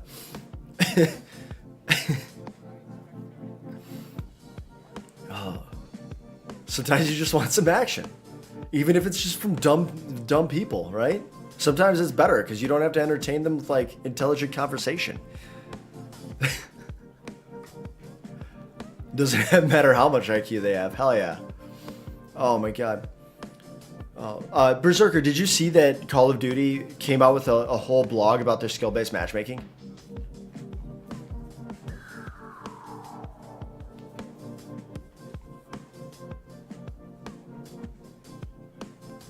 Maybe they can gain IQ by fucking smart person. Oh my God. Why? I really need to like... I just start reading the comment, and then only after I've said the words do I realize the words that I've said. I'm bad at this. I'm real bad at this, team. They can't get any dumber. Oh my goodness.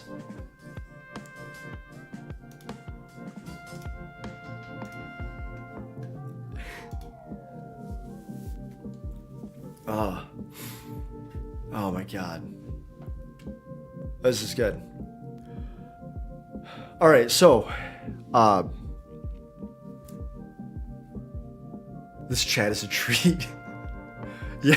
Yeah. I mean, everyone has been very active in chat, and I appreciate it. It makes the just chatting like go by so quickly. Like, if you all weren't here, like I said, I would have stuck to my rough outline of what I had planned to do, which was talk about skill-based matchmaking, watch some conspiracies. We might still watch some conspiracies because My God, do I love these people. They are, like, they have terrible reading comprehension and just kind of make up the statements that they want to retort and then make arguments based on what they want to make an argument based on. And so little of it is based in fact, and I love it. I love it. Because it is where you get the truly unhinged takes from the people that do not tie their like physical identity to the voice that you hear. It's so good. Rip the COD stream plans. Yeah. I mean, I would have done that, and then I would have if that didn't last for 3 hours, I would have gone to probably to play some rocket racing on Fortnite, because I do love that racing. It's so good. It's so much fun. I might still race after stream. It's just so much fun. It's like, it's a lot of fun. Plus, it helped me fill out my battle pass. So now I can go and buy the battle pass. Did I already buy the battle pass? If I didn't buy the battle pass, we'll buy the battle pass and then we'll get all the stuff. You should shoot YouTube. You're procrastinating. Yeah, that's all right. I mean, that's not all right because I know that you were trying to get like a lot of videos done, and you know, if you've got your 10 upload a day goal. But hey, maybe this is just kind of like a warm up, right? I could buy your battle pass. I don't know what that means, but your chat here can be kind of a warm up, and it can maybe help either inform or help you refine your anti-woke content. You like a good flirt. I just do the hard to get flirt where I'm like, I don't know what that means. That's me.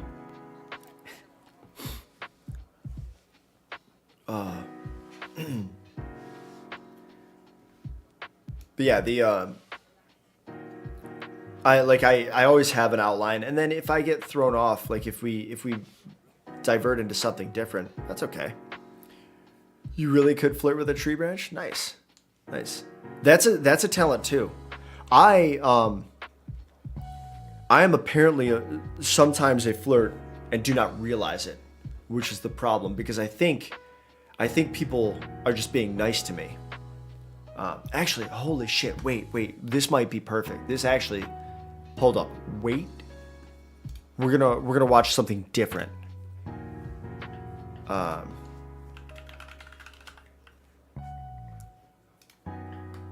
We're gonna watch this instead.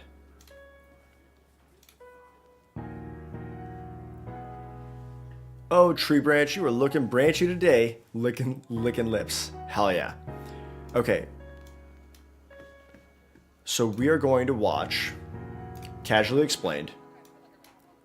Is she into you? Okay.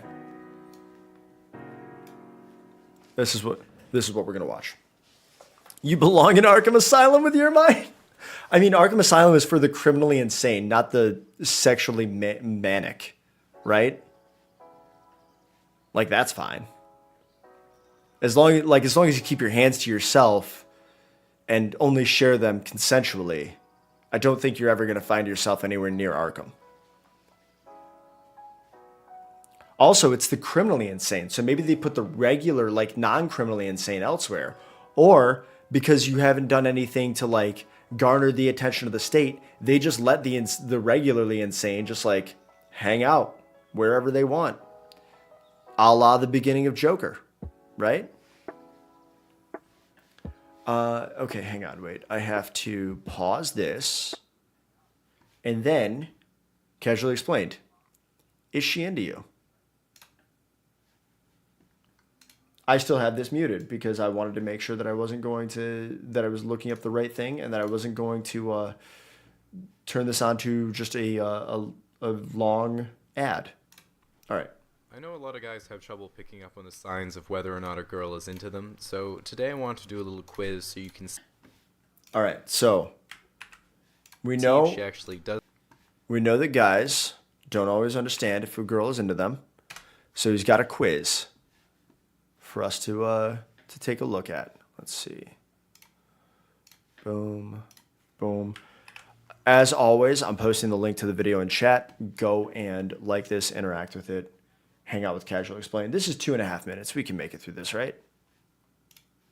I want to do a little quiz so you can see if she actually does like you, or even just how good you are at recognizing signals that you might be getting.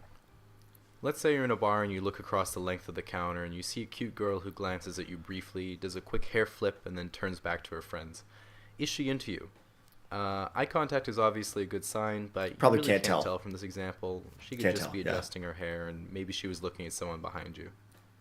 So let's say you're at the office and your cute coworker is waiting behind Yo, that's Natalie Dormer. you to make some copies of whatever people make copies of, and she says, Casual ease cover letter. For real though, Google hire me, please. I use your website all the time. wow, do you think you could go any slower? And then playfully punches your arm. Is she into you? So I'm going to go with no or can't tell. Right? Again, you can't really tell from this example Can't tell, either. yeah. She might like you, but she might just be giggling and punching your arm as a sarcastic middle school throwback. So really no way to tell. Yeah. Okay, so let's say you're at the gym on the elliptical for some reason, and Cutie McBooty comes in and gets on the exercise bike in front of you. I am on the after 5 elliptical all minutes, the she time. looks back and says, wow, I'm so sweaty already. If only there were a way to get the same workout at home riding something else. And then gives you a wink. She into you? I think you can't tell, right? Like you don't want to be the guy approaching women at the gym, right? Like they're just trying to get a workout in. If they want to make conversation, that's fine, but you can't tell if they're into you. Yeah, I still can't tell with that one. Exercise equipment is pretty expensive, and maybe she lives in a small apartment and just doesn't have space. So maybe you find a good deal on rowing machines somewhere. You can show her the flyer. Oh, that's a good idea. Okay, so let's say you meet up with a friend that you've had coffee and drinks with a couple times, and she says, I had a lot of fun on the last few dates we went on. That's a good sign because she thought those Okay. hangouts were actually dates. So suppose then she says, how'd you like to come back to my place and watch Netflix tonight? That's another good sign. It's usually a pretty good indicator when a girl invites you to do something, especially at her place. So then let's say later at her house you guys are watching Wall-E or something like that, and she says, I'm getting pretty bored. Why don't you come upstairs with me? That's another great sign. She probably has something pretty interesting to do upstairs if it's better than watching Wall-E. So Wall-E's a after great you go up movie. there, I agree. all of a sudden she pushes you onto her bed, dims the lights, rips off her clothes, and you start having sex. Is she into you? Part of me wants to say yes, but I'm still going to go with can't tell. Yeah, again, you really can't be too sure. It's pretty Yeah. dark in the room, so she can't really see you properly. Yeah. Maybe she's from Canada and was just being polite. Anyway, best bet is to just keep your wits about you and continue to look for signs. I think that's accurate. I think that's accurate. This is me almost to a T. Like this is what I was talking about. In that I have been accused of being very flirty, and I don't know it. Right? Like I'm like, I thought this person was just being nice, and so I was being nice in return. And we were getting along well because I was being nice to them being nice. We were just exchanging kindness to one another. And then I get yelled at for like not kissing somebody. And I'm like, I don't know what you want. What do you want? Apparently it was kisses and I didn't know. And now I'm the bad guy. Thought it was just being nice. As it turns out, though, there are a lot of times where you hang out with someone and they think it's a date. What am I supposed to do with that? All right. So just real quick, I want to go over the community questions that Call of Duty answered. As we revert back, as we like spin the wheels of time backwards an hour and a half to when this stream was slightly on track.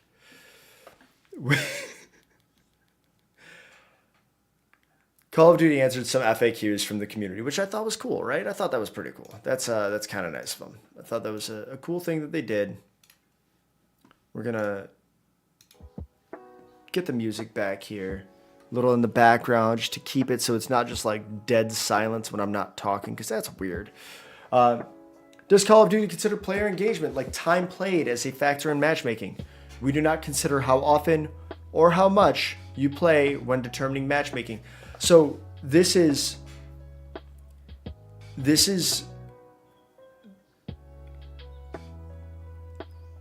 I think this is worded very carefully, right?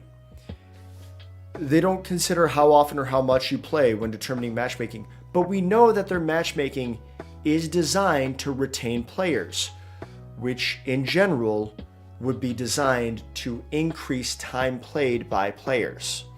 And so, while they don't consider how often or how much in matchmaking, we do know that the goal of matchmaking is to get you to play more.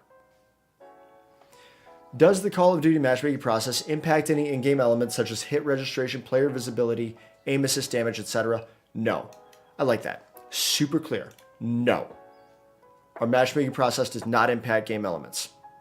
Now, that's not to say that there are not game element issues. There are. And I know there are a lot of people on keyboard and mouse who don't get the proper hit registration, because the reticle in the center of their display is not always where the bullets are going to go, based on swinging back and forth with the gun, because that gun is actually where the bullet comes out of. And so if you are swinging your gun in close quarter combat while you are trying to shoot, that reticle is not going to truly indicate where those bullets are going to land. And that is a huge problem for mouse and keyboard players that needs to be addressed. 100%. Hundo P, right?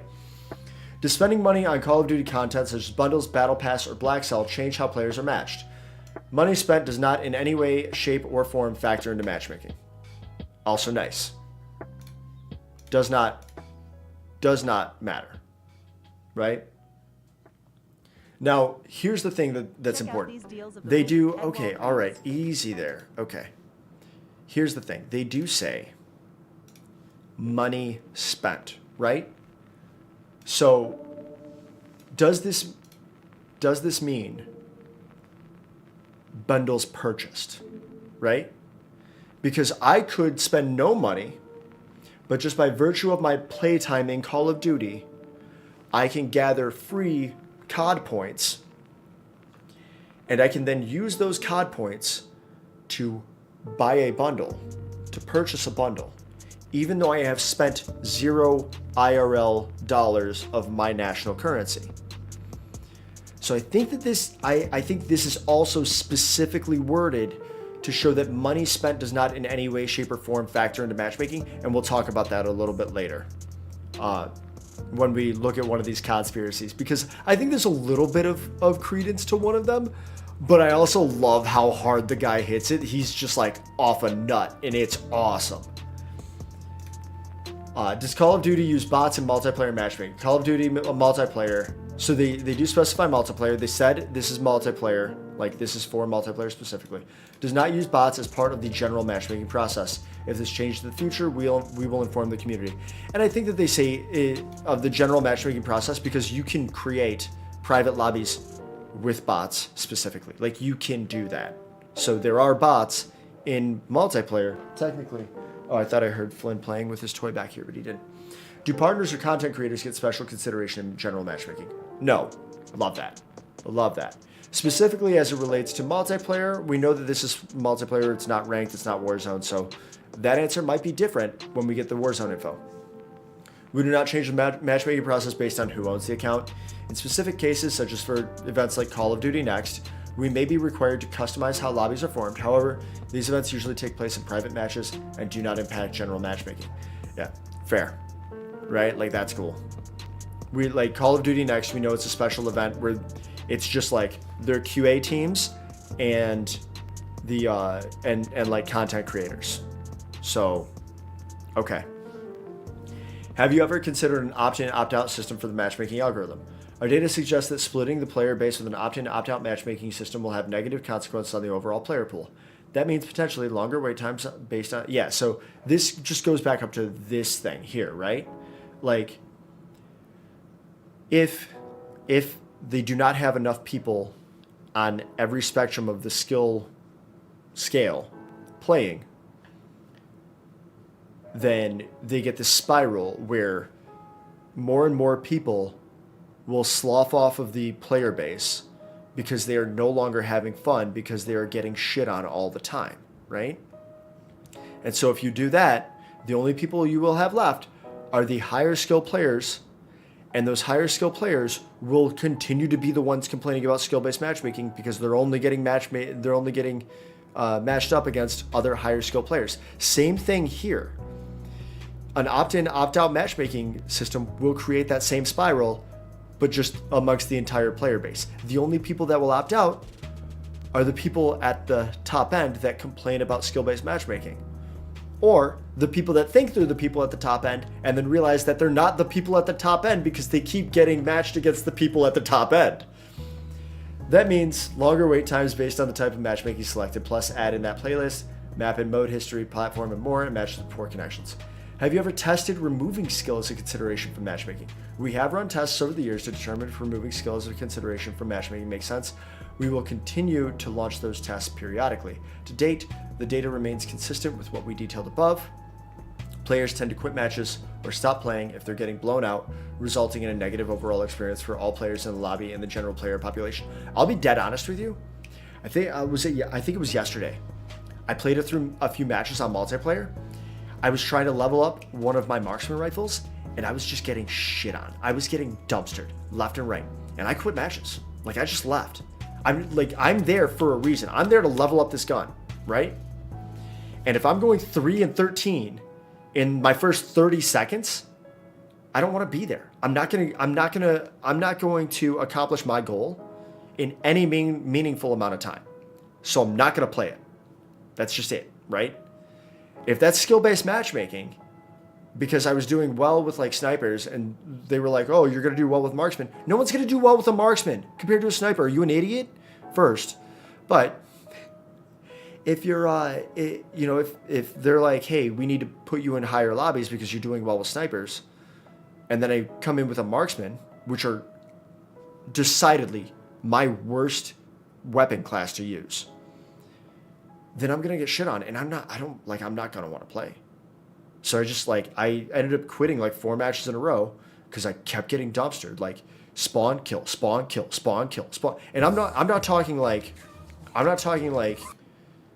spawn, run, kill. I'm talking like I literally was appearing in front, like I was spawning in front of enemies and they were immediately killing me.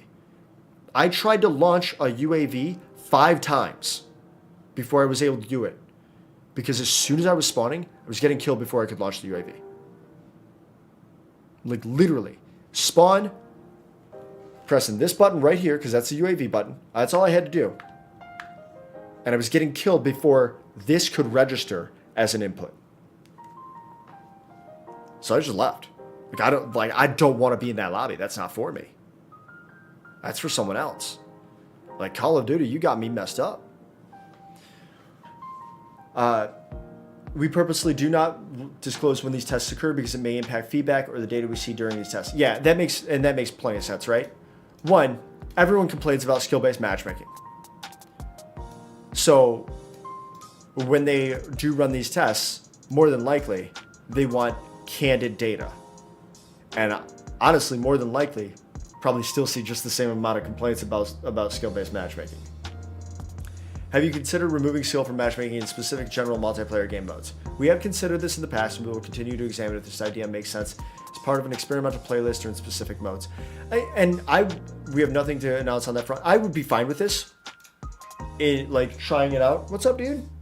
Trying it out in like a limited time mode sort of thing. Like I'd be fine with that. That makes plenty of sense to me. I'd be cool with that. Thank you for your feedback and for being part of our community. We'll see you in the lobby. Let's go. Yeah, that makes I'd be fine. Like throw it into limited time mode, right? Do they still have war? Do they still have war mode? War mode seemed like it had. I mean, they say that they have considered it, but they don't indicate whether they've actually executed it. War mode did seem like it had much looser skill-based matchmaking because I was getting sniped across the map, but at the same time, I was I was taking out a bunch of people that I literally could not tell if they were the AI bots or if they were other players, but they had full-on names like of other players. So, and they've indicated that as a general matchmaking process, they don't use bots. One thing that I did look up though, and I do expect that we may see bots either in Warzone or in the future in multiplayer. Alternatively, we might not ever see them, but we could. And the reason I think we could is because Call of Duty, Activision specifically, owns a patent on multiplayer bots that they can craft in a manner that would be difficult to indicate whether that NPC is a real player or a non-playable character, right? So the whole idea being that when they introduce bots, or if they already have, they want them to appear as organic as possible. And I understand that. That makes sense, right? Like, I get that. Now, what we'll do is we will take one more 3-minute ad break to keep those pre-rolls off. We're going to do that now. It's going to be 3 regular Earth minutes, but it's going to feel much shorter. Go grab some water, use the bathroom, whatever you need to do. I will be here. I won't talk about anything. I won't talk about anything substantive, but we are going to take a look at Chuck Fragan here. God, do I love Chuck Fragan. We might look at more of Chuck stuff, but we're at least going to watch this. God, I love it. Love him so much. This is the unhinged shit that I'm talking about that I'm a big fan of. So I'm going to start that ad. I'm going to post the video link in chat, and when the ads are done, we will then start the video.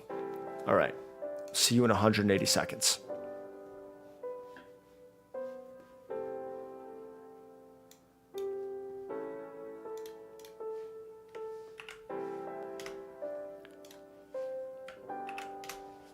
Cool.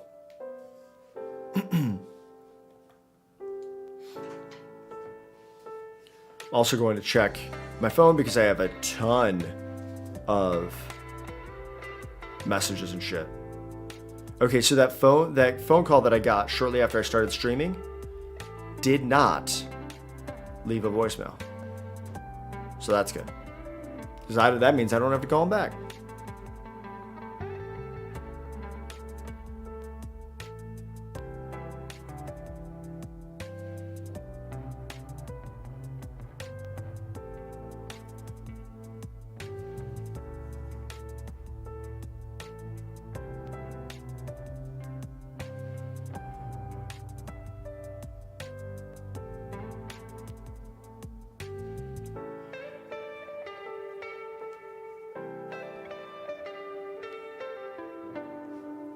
All right.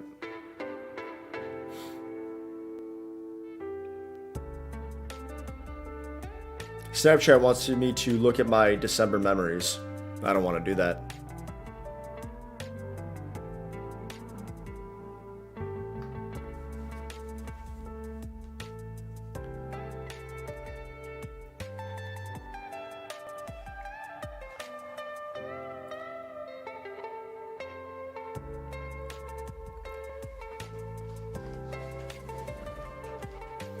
What's up, dude? You just staying warm? We got a Flynn over here currently. He is in his favorite space, which is that he is pressed almost right up against the heat vent. The only place where he hangs out more than this, I think, is in my room, laying down on the carpet in front of the heat vent. So there's carpet up there. It's a little bit softer. But honestly, I've put things down for him to lay on right here in front of this vent, and he won't do it. He won't lay down in front of them. Or he won't lay down on them. Like, I put like a small mat, almost like carpet. He's not about it. He's not about that life. He doesn't want it. He says he stays thugging in the streets. And I said, all right, man, all right.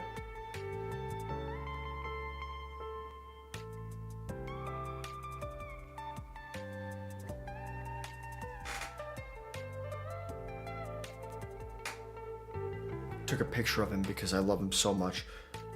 I took a picture of him and I snapped it to my friend, but I didn't save it. Damn it. All right. Well, that's whatever. It's fine. Okay. All right. So now we're going to take a look at our boy Chuck fragging over here, right? Everyone should be back from the break. We're going to take a look at our boy Chuck fragging. I have already liked this video because it is just the ramblings of a madman, and I love it so much. What I want to do is I want to listen to some of the things that he says and then go back and talk through what we literally just covered in the blog post.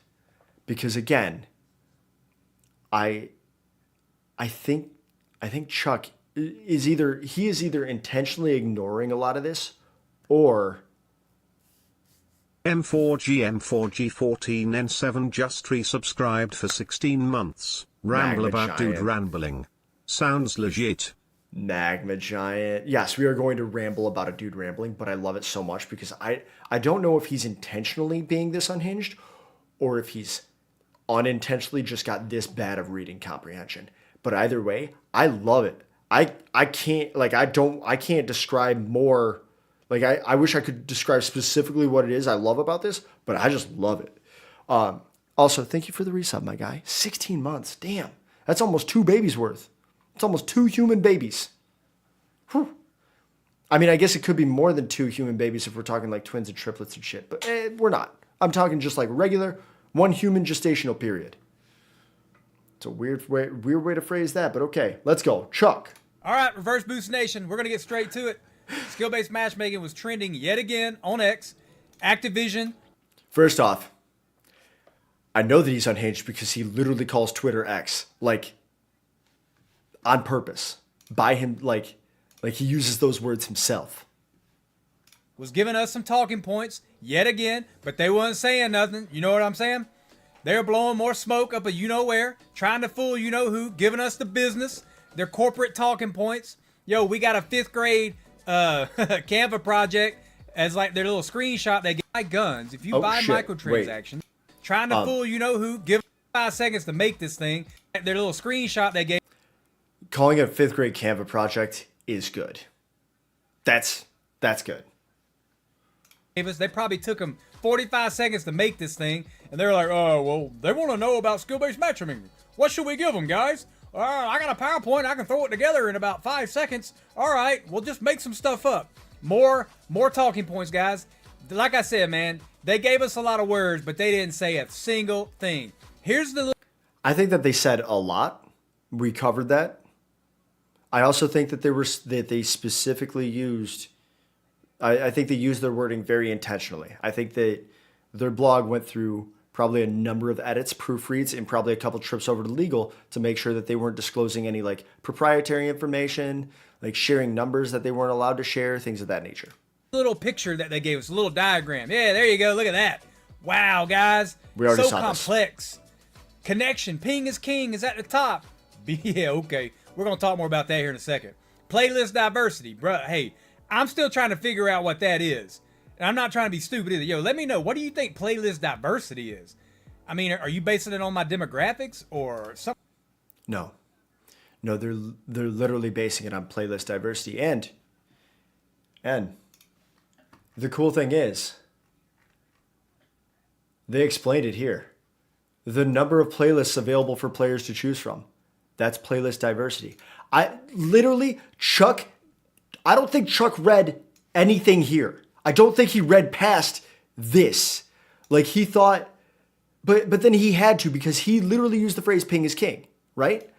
So I don't know if he literally if his brain doesn't work or if he's doing it intentionally. And I don't care because it's so funny. It's just like madman ravings. Something like that. Like, I don't know. That doesn't make sense to me. Recent map and modes. What does that have to do with anything? Input device. Okay, maybe. I already explained why recent map and modes would apply, because they want to provide a variety of the maps, right? Like, unless you're in a limited mode like Rustment, that's just Rust and Shipment, if you are in an all map mode, you should be seeing all of the maps. if you have 7 games in a row on a state, if you have 7 team deathmatch games in a row on a state, you're going to think there's something broken with the game. So they need to know where you've been to help figure out what lobby you should be placed in to go forward, right? Sure, you have team deathmatch on a state, but then maybe you have hardcore on high rise, and then after, or not hardcore, you have domination on high rise, and then after that maybe you have hardpoint. Hardpoint was the one that I was thinking. On shipment, and then after that you have another team deathmatch on Rust, and you have another, like, you have multiple different game modes on multiple different maps, but they need to know where you've been to know where you're going to provide that variety. Maybe I can see that, but when I get in and I turn crossplay on, I see all types of inputs. So that don't make any sense. Yes, which is why your platform matters. Okay, maybe I can see that, but when I get in, I don't know. That doesn't make sense to me. Recent map and modes. What does that have to do with anything? Input device. Okay, maybe I can see that, but when I get in and I turn crossplay on, I see all types of inputs. So that don't make any sense. Yes. Voice chat. Yeah, bruh, you're already listening to everything I say, so it can't be voice chat. Platform. What do you mean it can't be voice chat? You can disconnect from voice chat. Like, there's literally a disable. You can mute yourself. You can put yourself in a number of different lobbies where you're in a lobby with friends, so you're not connected to the multiplayer lobby. And yes, Call of Duty is listening whenever you're not muted. Whenever you're not muted or disabled. But voice chat, they just say whether it's on or off, right? Like, they say right down here. Oh, wait. They say right down here whether it's on or off, right? Enabled or disabled. Probably because if it's enabled, they want to put you with other people that have it enabled. They're more likely to put you with other people that have it enabled because you're all going to be utilizing that social feature. I said social feature weirdly. Why should that matter? Platform matters because you literally said if I turn crossplay on, which means if you turn crossplay off, what platform you're on matters. Oh, okay. So I'm on the PlayStation. So you're gonna give me all PC sweats because you want me to go buy a PC? Like, I don't. Why would Activision care if you buy a PC? You've already bought the game. I don't get that either. I love it. I love it. Okay, I could kind of see that one. KD, what do you mean you could score per minute? What do you mean you could kind of? What do you mean you could kind of see it?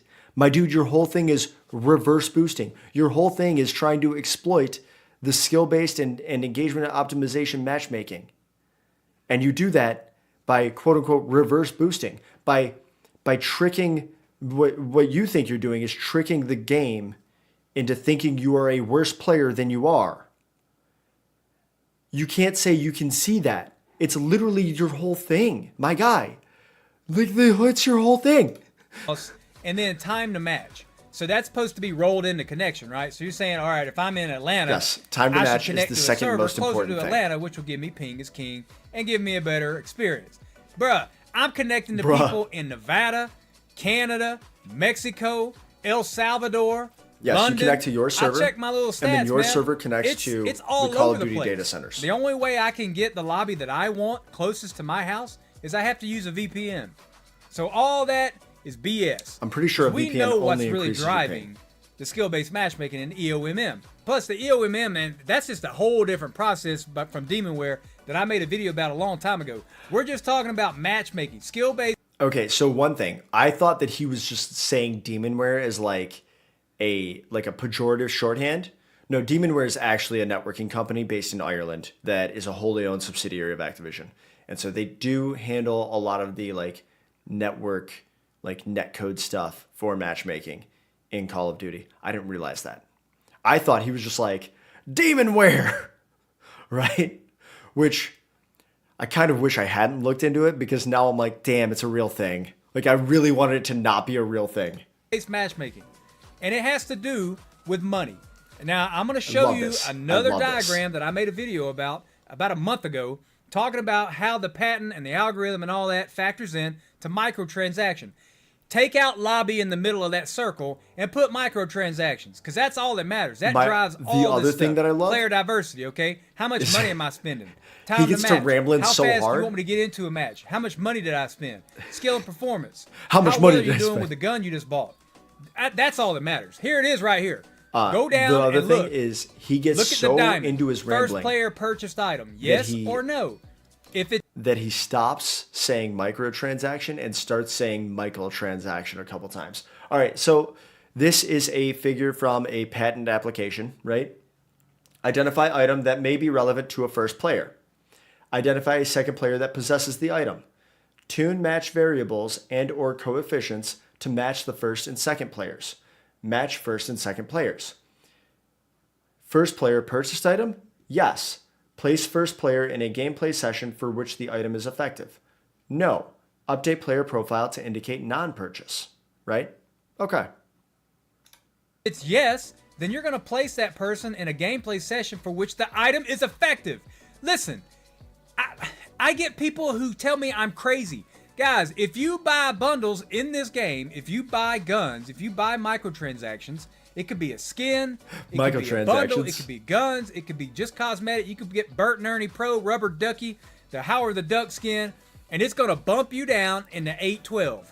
You see it right there. You're going to go from 810 to 812, and you're going to be effective. Now, if you don't know what effective means, I can't help you. Look at. Okay. If you don't know what effective means, he can't help you. Unfortunately, I don't think Chuck knows what effective means, right? Because here's the thing. In a gameplay session for which the item is effective, it doesn't say more effective than anyone else, right? What this could be is you've got two sides, right? They have a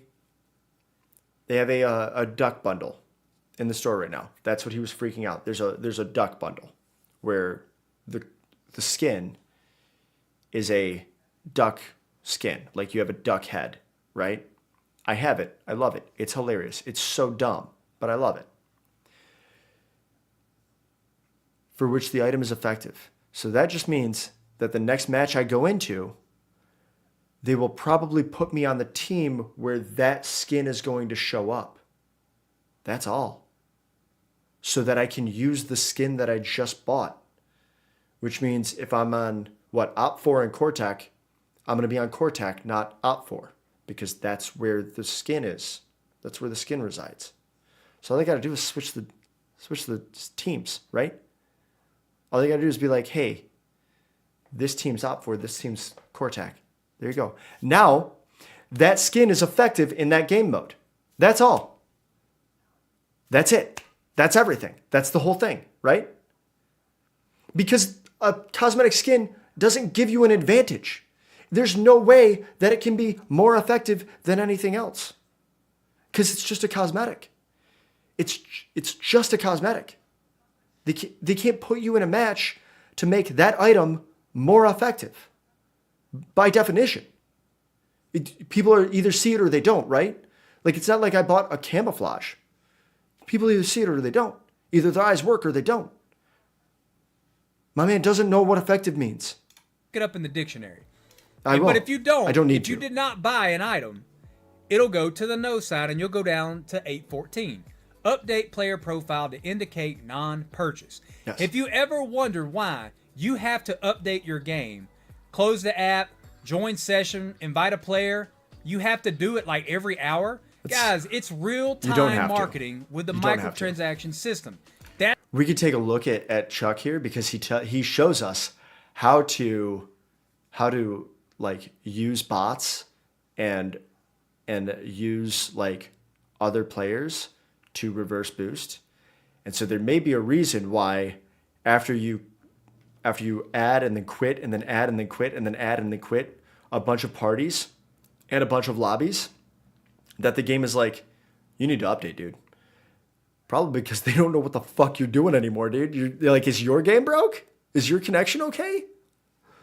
That's why your game is constantly uploading. It is a live document. There's a constant live system. They constantly update. It's a live playlists. algorithm that you're looking at right and so it'll say here. Update requires so you take restart, that fifth grade Canva project the playlist. that they gave us. They had to update the is playlist king and all that other BS 7 times. And then you go ahead and look at this. This is really what's driving the car. This is the engine right here.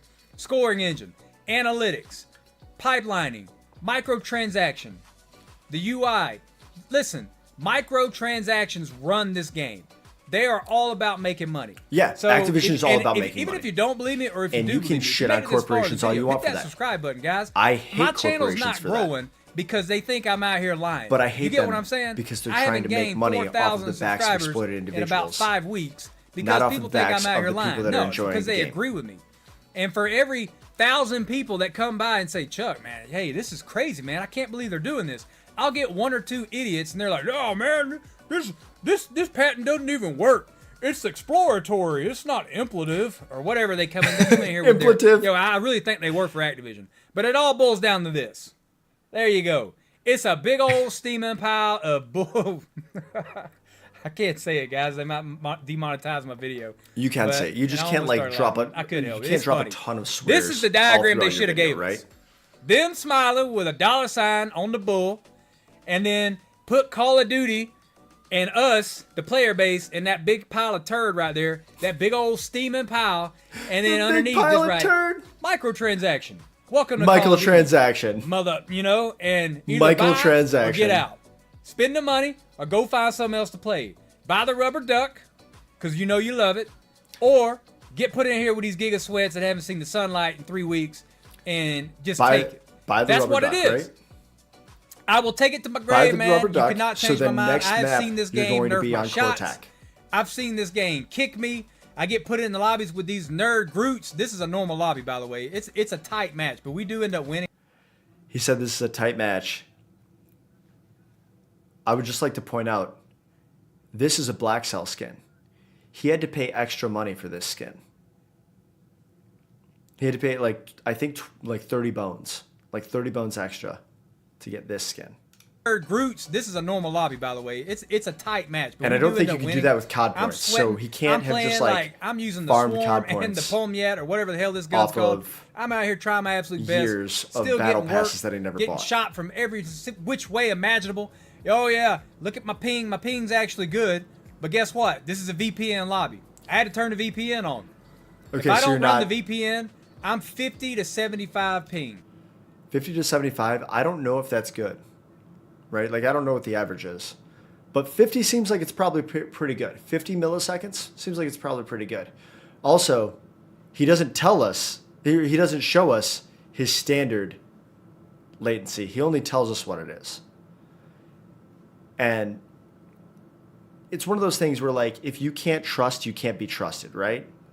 Like if you're constantly thinking that Call of Duty is only out there to exploit the player base and that they're doing all these nefarious things and everything that they said here was actually a lie and none of it was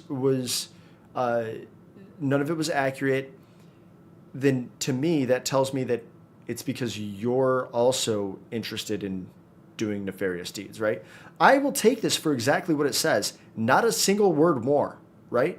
Like they want players to read into this, right? And we talked about that earlier when I said,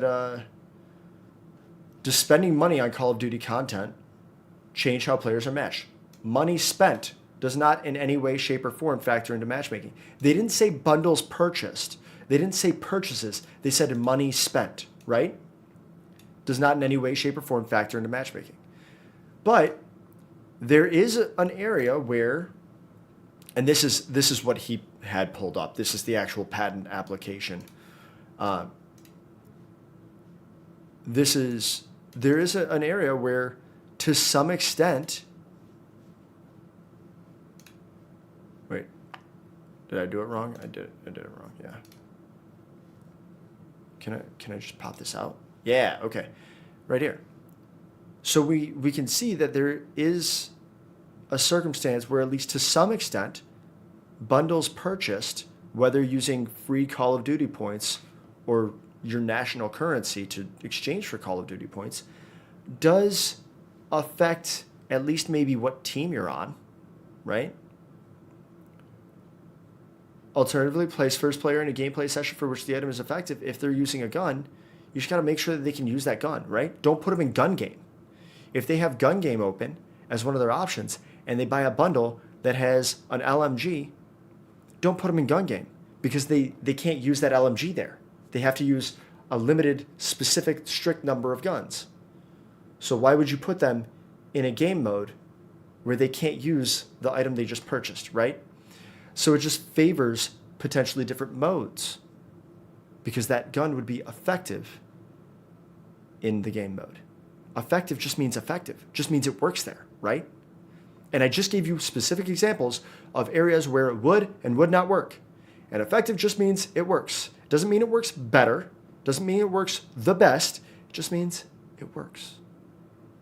That's all. So that's why I read this, does spending money tells me, okay, money spent does not in any way, shape, or form factor. Bundles purchased may, right? I'm not giving Activision any more credit than they deserve. Metropolitan area. But I'm also not going to accuse them of lying. The Atlanta phase is in my city. Do you think they have 75 ping? Nah, bruh, ain't no telling what kind of servers those. I don't think the Atlanta phase are in his city. I would imagine that the Atlanta phase are players from around the country, more than likely. And when they play in person, sure, they may be playing Atlanta. I don't know. But that's going to be on a specific setup, probably like a LAN setup. Those dudes are getting. I get this when I use my VPN. And I have to connect to the nearest server that the VPN allows, which is in like northern or southern Tennessee or something. But he won't show us 18 millisecond ping. So what it is. I have to make my own ping as king because the game's not doing it for me. He won't show us what it is. But I guarantee you, the if I go buy some microtransactions, my gun's going to be effective. Just like the algorithm said. Just like the patent Yes, his said. guns here are effective. The big question is... His guns here are effective. Guys, They're if not you're more watching effective. This video, they are you effective. believe this? He could use this gun. Do you believe if this were a cosmetic gun Activision's that he points? Do you that he bought in a believe their bundle, little fifth grade science project this is that they considered gave effective. us? Or do you think it's something more?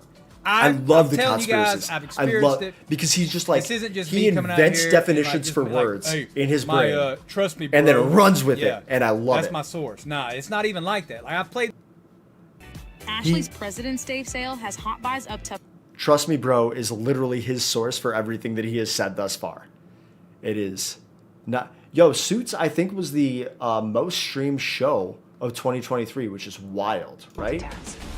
Played this game. I've tested. Should I everything switch you my can imagine, my Go and Live all alert to this Suits stuff instead of boils around Scrubs? microtransactions and money. And if you don't believe that, I really don't know what to say. Like I feel sorry for you. Like really, I do.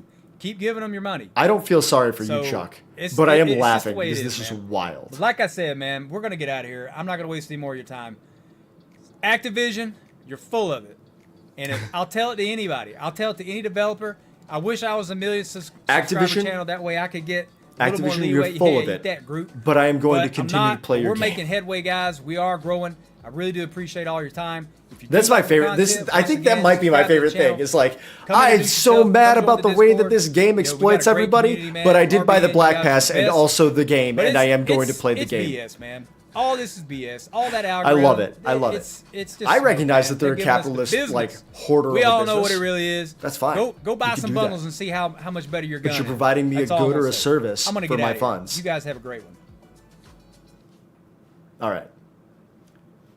Do we watch more Chuck Fragan, or do we watch? You know what? Let's watch the no proof. So I like this one because Ferocity here put out 2 videos, one yesterday and one today. The one yesterday was actually kind of nice, right? Like he rants and he raves as well. His video was kind of nice yesterday, and then he puts out a video today, and it is not nice. And I think that he was like, I was too nice to Activision here. So that he goes and puts this out. And I kind of love it. All right. Oh, wait, you know what? We're going to watch this. I'm going to take my hoodie off because I'm getting a little warm under this light and with the heater going. I am rocking the Detroit Lions tee. Still proud of my boys. Still proud of my Lions boys. They played very well for like 40 minutes of the game on Sunday. They did not, however, play well enough throughout 60 minutes of that game to end up in the Super Bowl. They lost the NFC Championship game to the San Francisco 49ers. As such, in about a week and a half, the San Francisco 49ers and the Kansas City Chiefs are going to be playing for the NFL Championship in the Super Bowl, and I honestly don't know if I'm going to watch it. I just don't care. Like we're watching the same teams over and over make it to the highest to the highest like levels of the game, and it's just getting boring, right? Like I don't want to see Patrick Mahomes play another Super Bowl and win another Super Bowl. I don't care. I don't think that he's a good player. I don't think that he is a very mature player. He cries a lot, like whines a lot on the field. Maybe he's cool off the field, but on the field he really thinks that he deserves some sort of special treatment, and I don't like it. And Brock Purdy, the only reason that I would want to watch the San Francisco 49ers is for Christian McCaffrey. Brock Purdy is going to dump a number of screen passes off to Christian McCaffrey, and Christian McCaffrey will make a lot of plays off of that. He will be the reason, his yards after catch and yards after contact will be the reason that the San Francisco 49ers remain in the game. And Brock Purdy is going to get all the credit because yards after catch still count toward passing yards for a quarterback. So people will be like, Brock Purdy threw for 193 yards to Christian McCaffrey alone. And Christian McCaffrey will be like, nah, bro, he threw 20 yards total. I did the rest. Although CMC won't actually do that because he's a good teammate. But either way, I'm not, there's nothing that really pulls me into the Super Bowl this year. So I don't know if I'm going to watch it. Wait, who is it? Is Usher going to be the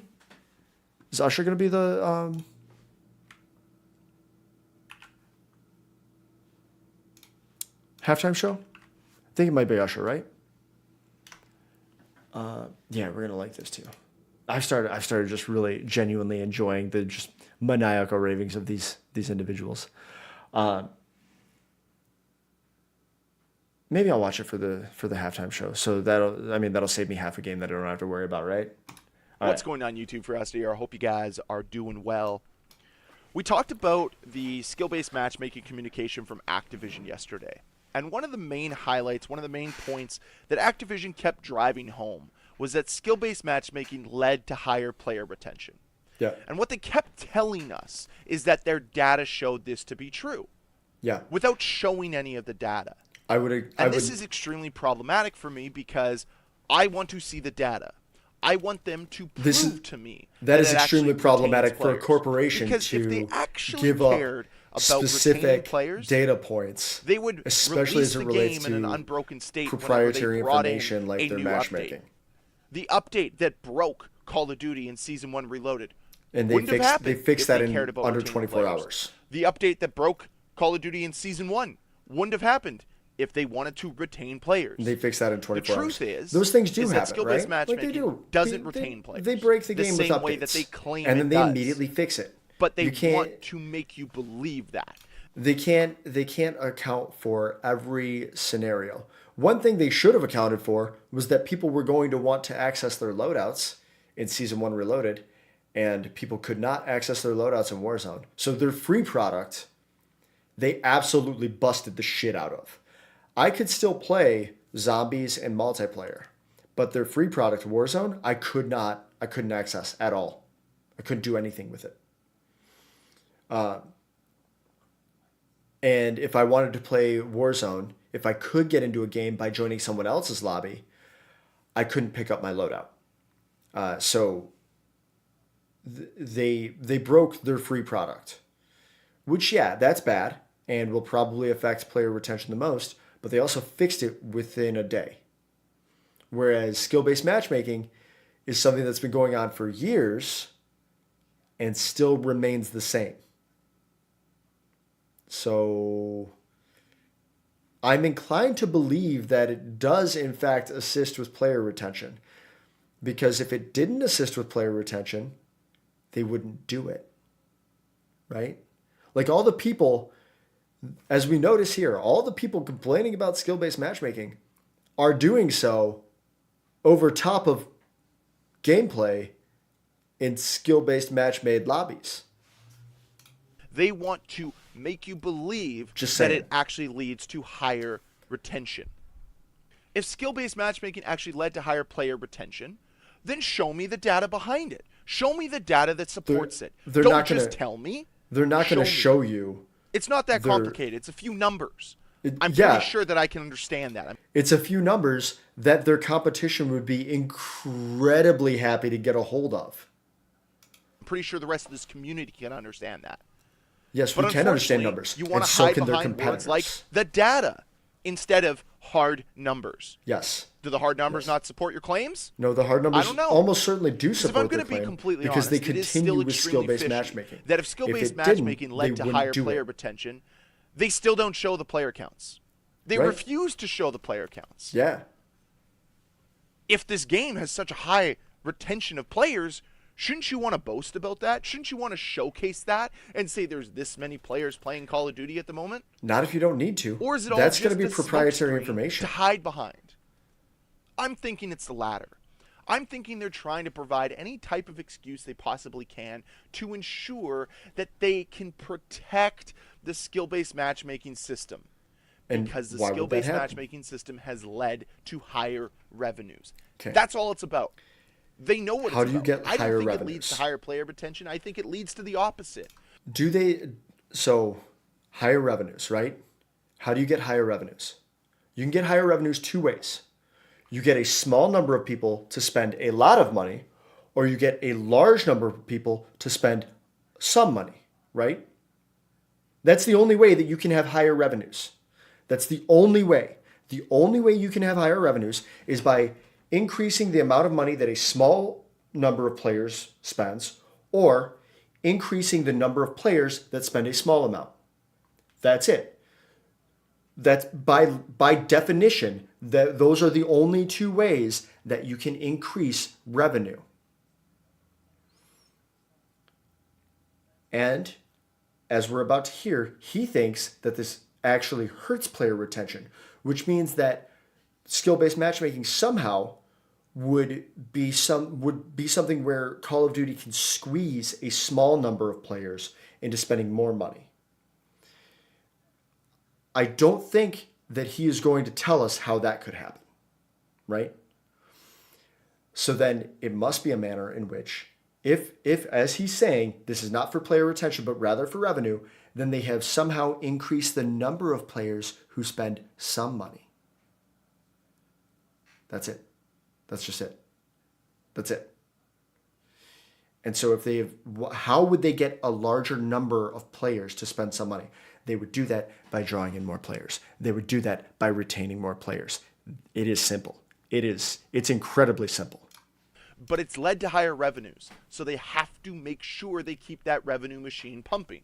Even though me Okay. and my very logical mind would say, hey, if you made a better game, if you made a game that had some passion behind it, some soul, some identity, Okay, you'd make more revenue. passion, soul, and You'd identity retain more players. are not mutually What a exclusive shocking coincidence. to A game skill-based with matchmaking. effort put into it would lead to higher revenues? You No can make way. a game with And that's the you problem. can make a game with more Is effort. Call of Duty doesn't want I to don't do that. understand they what don't want these- to put in the what higher these revenue. What a nebulous shocking concepts are. revenue. You'd retain more players. What a shocking identity. Some soul, some Some identity. soul, some identity, some passion, right? More passion, make more more revenue. energy, more soul, You'd more retain identity, more passion. players. What a shocking I don't know what those coincidence. nebulous things mean. A game with effort put into it would lead to higher revenues? With effort No put into way. it. What effort? How much effort? And Where that's should the that effort problem go? here, is Call of Duty doesn't want to do that. They don't want to put in the more effort. They don't want to pay attention I don't know what that to means. detail. They're more What detail? focused on higher revenues for less. Is it the detail of QA testing patches before they go live? I think they should do that. But I also think that developers are already put under an incredible amount of stress and crunch to meet deadlines that are practically impossible to meet and somehow still end up meeting them. And then we get bugs and we get day one patches. Less effort. And when they release statements like they did the other day, it is to brainwash the community to believe that they're out for the best interests of the community, when it's clear they aren't. Because if it was about the best interest of the community, the servers would be fixed. The hit detection would be fixed. The matchmaking would be better. So we've But already here we kind of are, talked about the hit detection, 2.5 right? months into Modern Warfare 3, almost 3 months. That's at this point in something time, I think and there's is been no an issue. improvements to the servers, no improvements to the spawn system, no improvements to hit registration. I mean, the All spawn of that spawn has camping fallen by the is a wayside tactic, in right? favor Like of protecting their spawn revenue. camping is a And I just don't understand it. is a These a are supposed tactic. to be smart business people, Good- yet they good can't players, see like, what's right in front of their face. Good level players will do everything they it can makes no to sense to maintain me. a spawn camp so that they can kill And the people reason for coming this out of video like today is one or to two get avenues. you to understand And if you push too that what far, they're talking you end up about breaking that spawn isn't camp and you real. flip spawns. until they show us hard evidence that it is true. Counter argument: more effort, more passion, more soul, more identity. Those aren't real until you give me an example of what that is. And if your only thing is the servers need to be better when they patch things, that like those aren't mutually exclusive. I can have skill-based matchmaking and proper servers. You can say whatever you want. I can sit here and tell you guys, I have $15 million in my bank account. Yes. I won't show you, though. My Okay. data says I have $15 million. Okay. My data says that. And are you I willing can't to? prove it, though. And that's... I want to see all of his bank accounts. And I guarantee that he doesn't want to show all of his bank accounts because that's incredibly personal information, right? I would want to see account numbers and checking numbers and how those are associated with his name. Why wouldn't he want to why wouldn't he want to share that information? Because that's what I would need to verify that he has $15 million. I would need to see specific numbers that are associated with his name to be able to verify that information. Incredibly personal information that he would not want to become public. the problem. That's simple. You're not going to believe me because I physically can't prove it. But yet you're so quick to believe I don't when they care, say right? their data suggests this and their data proves that. Guys, I played the game when I was younger. I had friends who played the game. We were all bad at the game. Okay. And keep in mind this is incredibly guess what? anecdotal evidence. We played and played and played and played and got better and realized that it was a lot more rewarding to get better at a game than to just throw it away and say, nah, I don't want to do that. It was rewarding to him and Unless his the new generation 2 to is 10 so friends. coddled that they don't feel like ever getting better. And I have a really tough time believing that because, So I mentioned this earlier, but I'll do it again. hey, I work with the new generation Talking all the about time. coddling the new I generation. see how hard they What he's work not to get considering better. And is that's not the Call of Duty 30-something-year-olds related, that's more who life are related professionals because I coach and only have a hockey, few hours but of time to that's play neither games here when nor they get there. home The from work. point I'm trying to And they make have is- goals that they want to is accomplish that when they log onto the I game. don't think And there's if they're not incentive having in fun staying bad. because they're not I don't able think to there's a accomplish those reward in goals, staying bad they in will the not game. play the game. Right? The truth of the matter I am is not going there to was stay always on something rust and rewarding shipment, about getting getting better, about my physically dick seeing chopped off, your ground into stats dust, get and better. blown back at That's me. not the case in Call of Duty anymore. There's If no all I'm trying to incentive do is there. level up a weapon. There's no reward right? for it. I'm So not if going the to stay in goal that is lobby. player I'm going to retention, leave. I left I don't 4 of think them you yesterday. have that 4 of here. them in a row. Sure, some because players I was will getting hop on that and they'll shit play a on. couple games, get I have no crushed, and problem. never I have play no again. problem sharing that. But I don't think that's because the there are other vast times where I majority do of very players. well and I stay think in if their there. friends are playing Call of Duty, they'll play with their friends. And there are other times where I get do better just because well their enough friends are good that at I the feel game. like I've There's done incentive enough there, but toward my with goal. The skill-based matchmaking system, as it stands right now, it is extremely punishing to players who aren't at the same skill bracket as their friends. That's not how Call of Duty used to be. It used to be a much more social game, a much more inviting game for you to play with your friends, for you to meet new people to play with. It can still But be that's fun. not the case anymore. And Again, I go back to I don't this have enough point friends of that player play Call of retention. Duty. I So, don't think it does retain players because playing with your friends so I can't, is one of the biggest can't say points how of it affects that. video games nowadays, and it struggles to do that properly because everyone's at different skill levels, and it makes the matchmaking all wonky and makes it less enjoyable for everyone. So how does it make it less enjoyable for everyone? Right? Like how? Tell me how. Give me even an anecdotal statement of how it makes the matchmaking all wonky. Because if everyone's at different skill levels, right? The one person, so we'll say everyone's at different skill levels and it matchmakes based on the top person, right? Best skill in the group you're the one who bases the matchmaking. If that's the case, then that one person should still at least be competitive in those matches. They should still be putting up pretty good numbers. And if your team is consistently losing, Call of Duty stated they take performance, including wins and losses, into account to make for a larger variety of outcomes for all players. So more players will be winning and more players will be losing. You won't have all of the wins going to the top skilled players and all of the losses going to the least skilled players. More players are winning, more players are losing.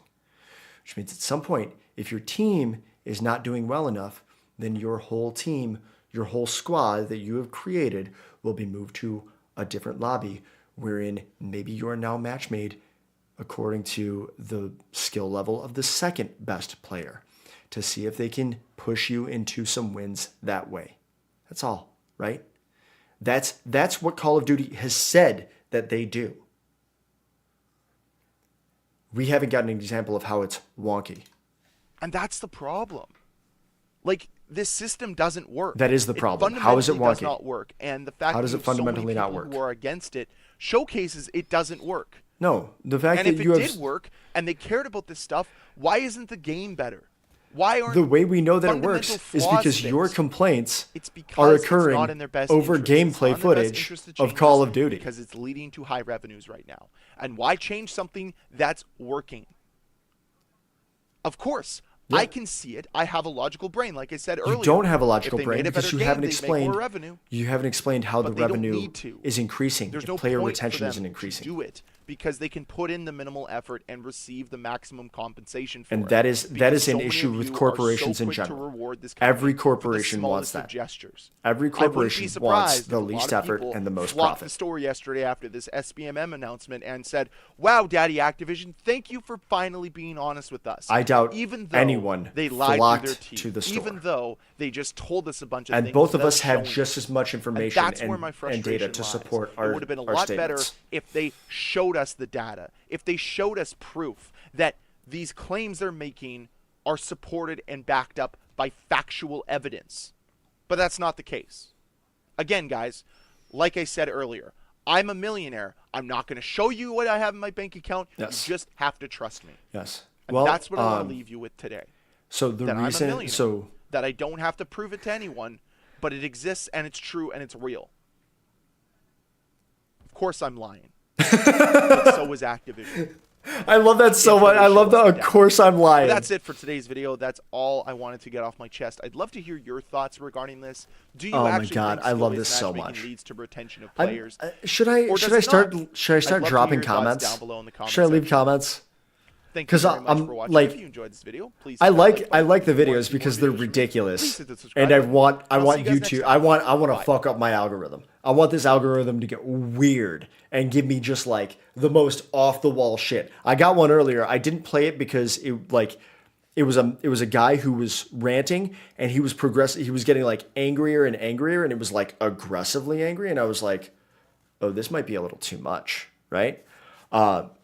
It was like, but he was like getting super angry, and so I was like, I don't know if I want to like stick around and watch the rest of this one.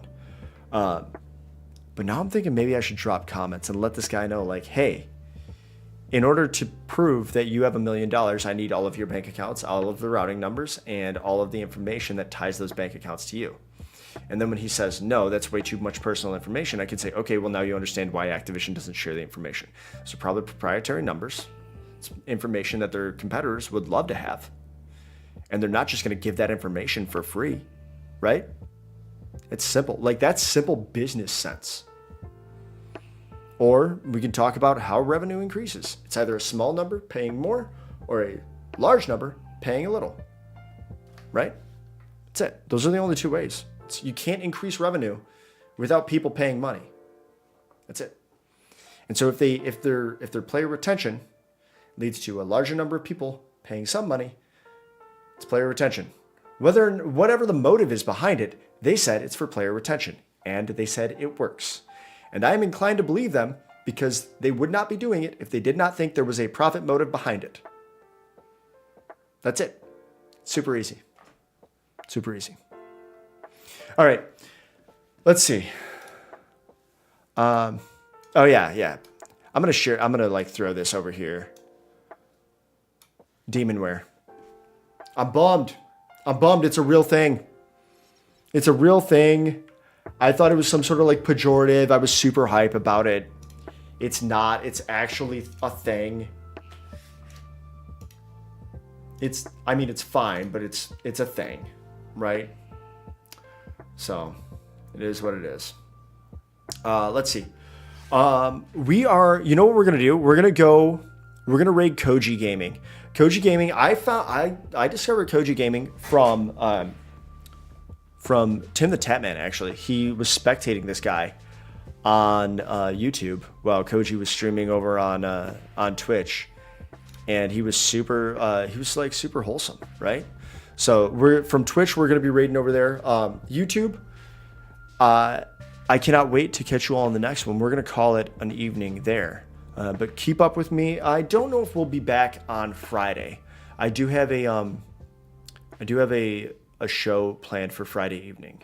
So if I do stream, it will be earlier in the day. It'll be like a very short stream early in the day. Otherwise, potentially on Saturday. I like to try to make up streams if I can, right? So if I can, I'll make up the stream a little bit earlier in the afternoon, like right after working hours, sort of thing, on Friday, and then I'll have to cut it short, or I might make it up else some other time on the weekend. But YouTube, keep up with me. Be sure to have those noties turned on, and you will know when I go live and when I post all of them new